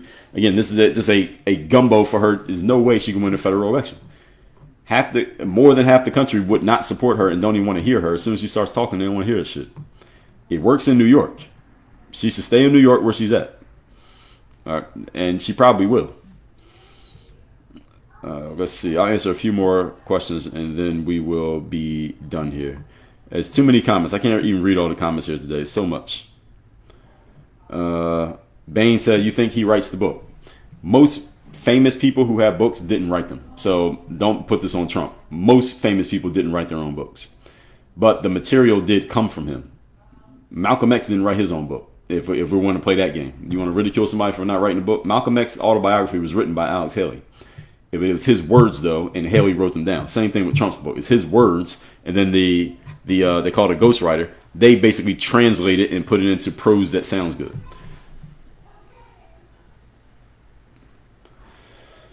DT lives in opulence paid by U.S. while causes utter chaos. I don't know about all that. Now, he was a billionaire before he got into politics.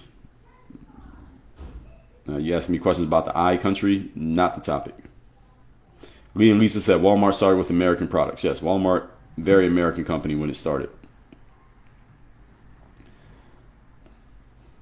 Courtney said it's DEIA. What's the A for? Michelle Thatcher said I could listen to you all day. Me too. Thank you, Michelle. All right, we're going to go a little bit more than we got to get this out. Then we got to get out of here. Lisa Knight, thank you for the heart. Benjamin said, I left Florida and bought a 39-floor building in the Philippines. Don't care about races or social issues. So good for you. Shout out to the Philippines. A lot of my staff is, my executive assistant's Filipino. My audio staff is Filipino as well. Shout out to the Philippines. I'm about to hire some more people from the Philippines, as a matter of fact. And why do I hire people in the Philippines? Because they require less money than you Americans. That's the only reason. Courtney said, let's compare Trump to Biden personnel. No, let's not, because you choose whoever you want. So that's not DEI, Courtney.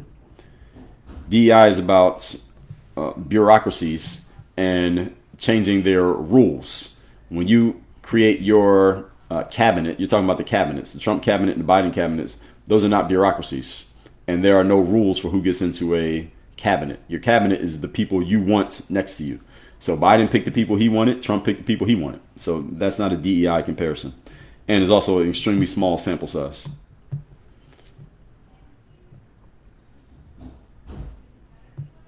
TT said, you have a profound knowledge of the truth. Well, thank you. Courtney said, that analogy is terrible and gaslighting. No, it's not.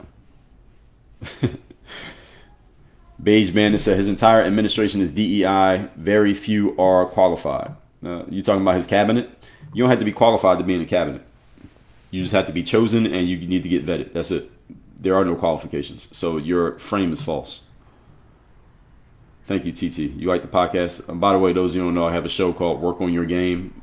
Some call it a podcast. You can find it on YouTube, Spotify, Apple. Comes out every day.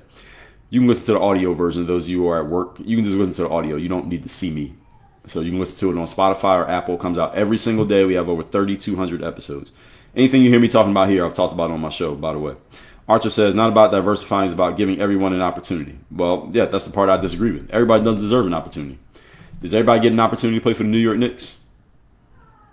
Does everybody get an opportunity to go to Harvard or Princeton or Yale? No, because you got to have a certain standard. If you set a standard, everyone does not get an opportunity. By definition, when you set a standard, you are cutting a bunch of people off. That's the point of a standard, is to cut people off, which is the opposite of inclusion. That's called exclusion. The New York Knicks say we need the best basketball players in the world. So they are excluding anyone who's not good at basketball. So as soon as you say inclusion, you are doing the opposite of standards. A standard means cutting people off and keeping people out. That's the very point. The reason why countries have immigration laws and borders is what? Everybody can't get in. So the reason why we got chaos in America during the Biden-Harris administration is because they opened the door and said anybody can come in. That is entropy. That's chaos and disorder. That's what we had. Trump came in and said, all we're going to do is enforce the laws. All he did was close the door. That's all he did. He didn't create a new law. He just enforced the law. Making something diverse strengthens it. I disagree. Courtney, making something diverse does not strengthen it. All right, Courtney, let's say you're in a relationship, Courtney. I don't know if you're a man or a woman. So, Courtney, let's assume you're a woman, because some of the things you're saying sound feminine. So, no disrespect if you're a man. So, let's say you're a woman. You're in a relationship. Your husband comes to you and says, honey, I want to diversify our relationship by having sex with 3 other women besides you. Does that strengthen a relationship? Yes or no? Courtney, what do you say? Making something diverse does not strengthen it. I'm using your example on you. Does that strengthen your relationship? Your husband says, I want 3 other women to have sex with whenever I feel like it, aside from you. Does that strengthen it? Because that's what you said. Making something diverse strengthens it. So let's see if you will stand up behind your own argument.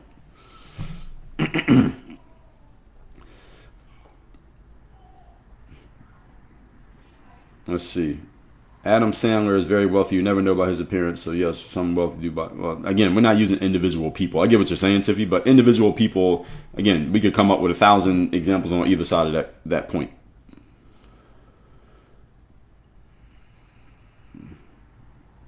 Classy E said, I don't even think Kamala knew what she was saying. Oh, well, there were times she got tripped up with the question. Again, this is what happens when you get exposed. When you're out that often, you got to talk more, and that's the problem.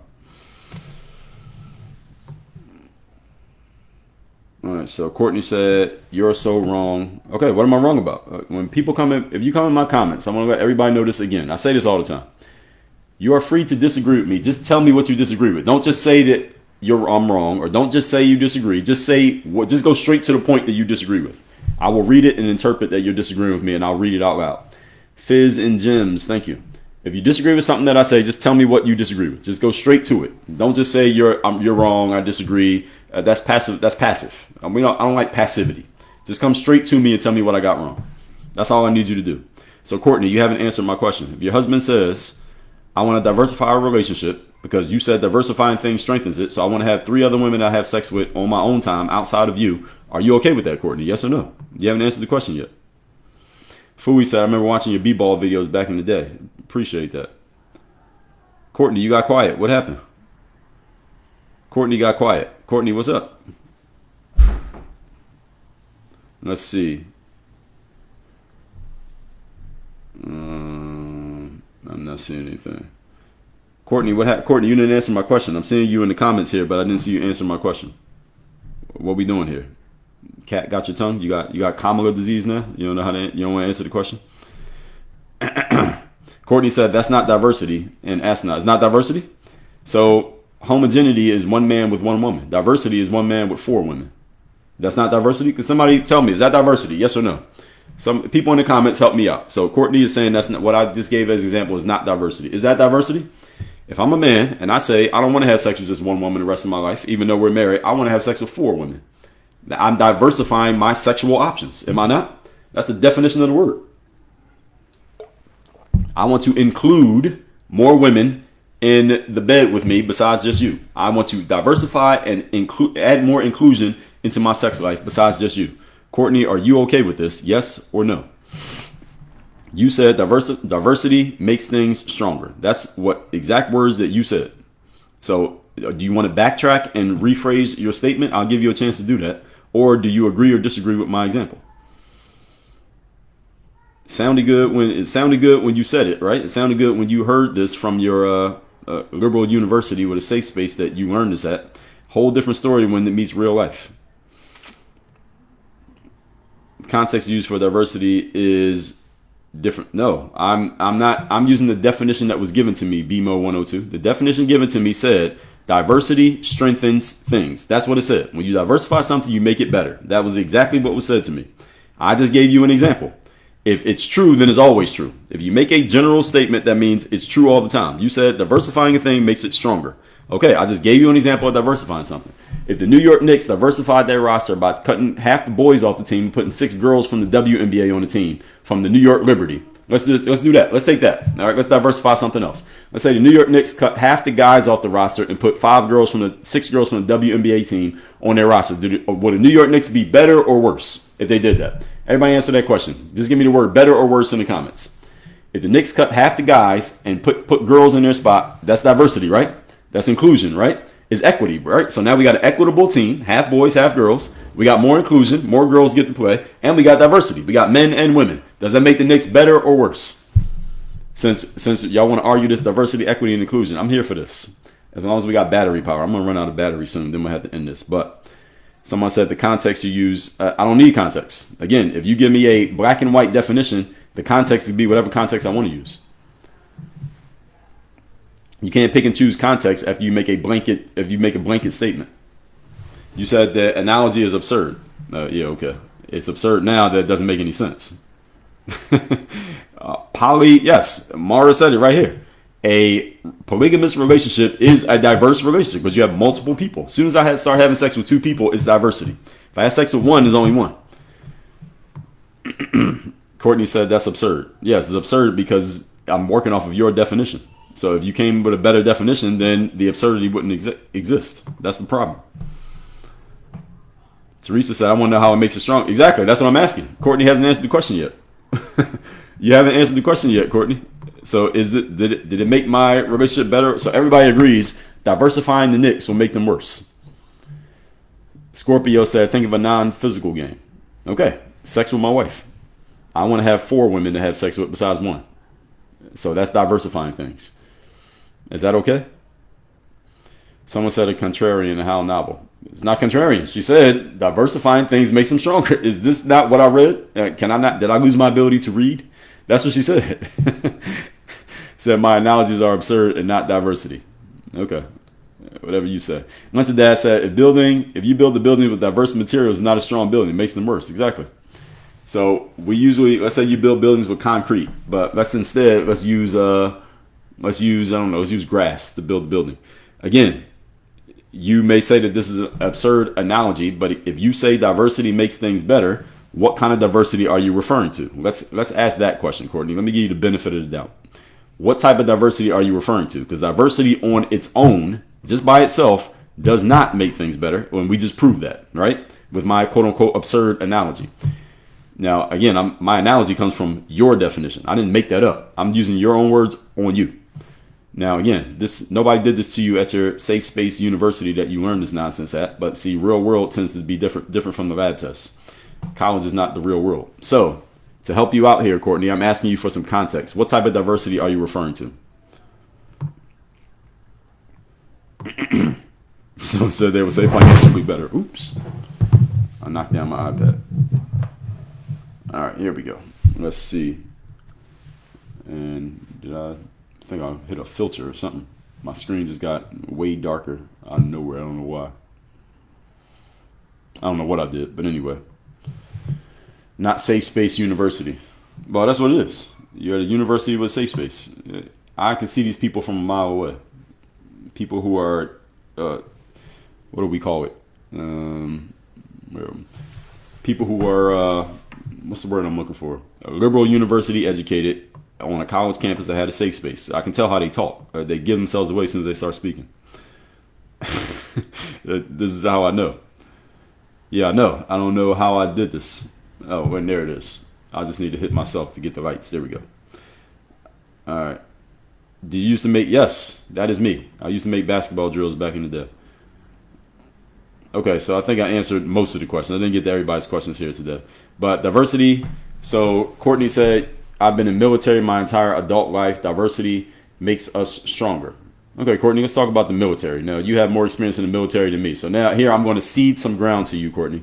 If your group is going into battle, who you want on the front lines? Do you want all men, your biggest, strongest men, to therefore not diversify but homogenize the front line, so you have your biggest, strongest, toughest people on the front line? Or do you want to diversify it? Let's put a couple weaklings up there. Let's put a couple of our weakest soldiers, people with the smallest weapons, and a couple of girls up on the front line. Would that make it stronger, or would that make it better? I'm using an example here because you said you're in the military, so I'm giving you a military example, a very general military example. But what do you think, Courtney? Would that make the front line stronger or weaker? We have a better chance of winning that battle if we diversify and put some of our weakest soldiers on the front, or should we keep it homogenized and keep our best people on the front line to give us the best chance of winning? What do you think? Since you have this history in the military, what do you think?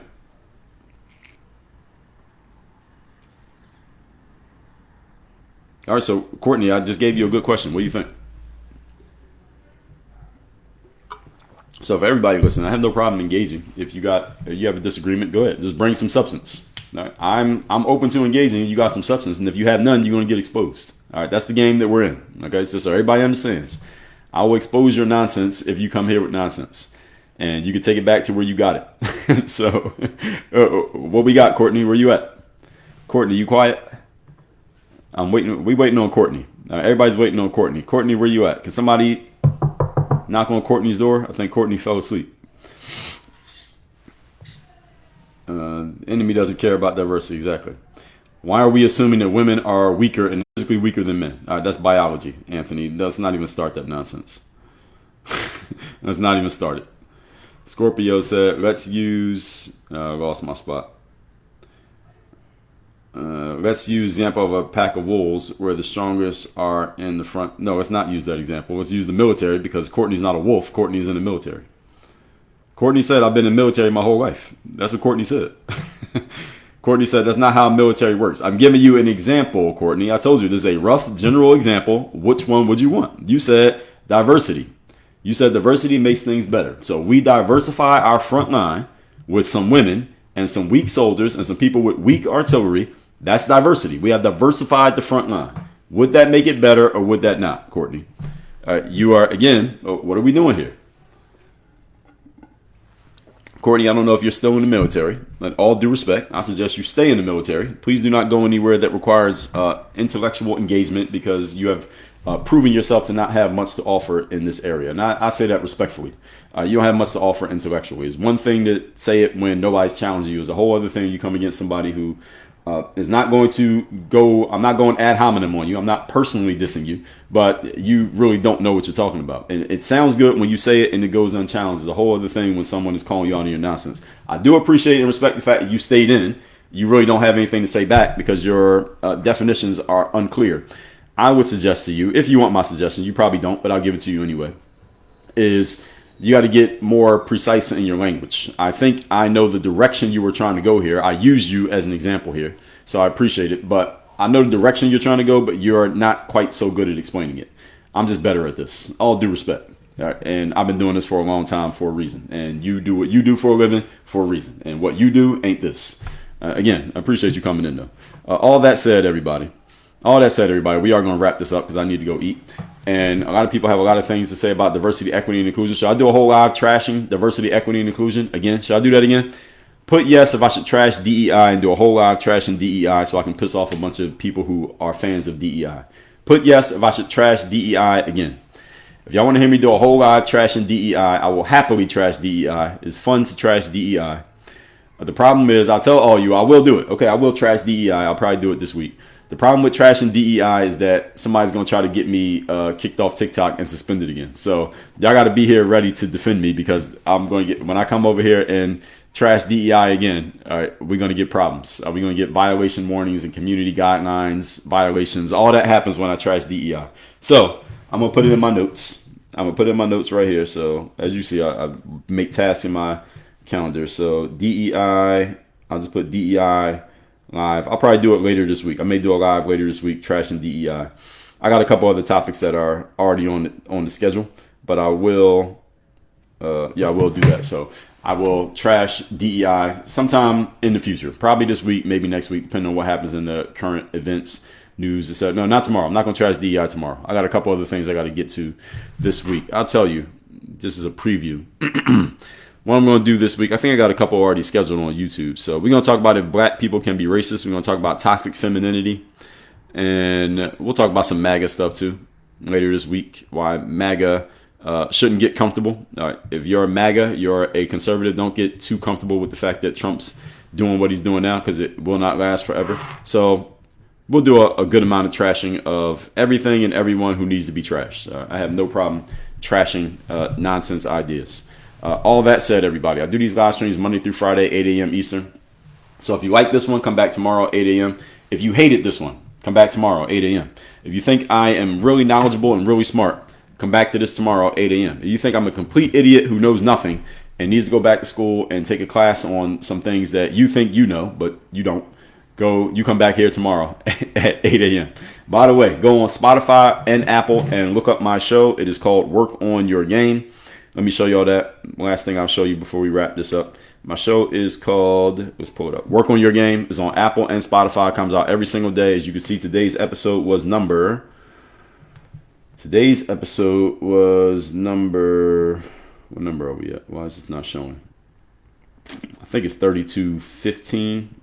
Here it is. Yesterday was 3222.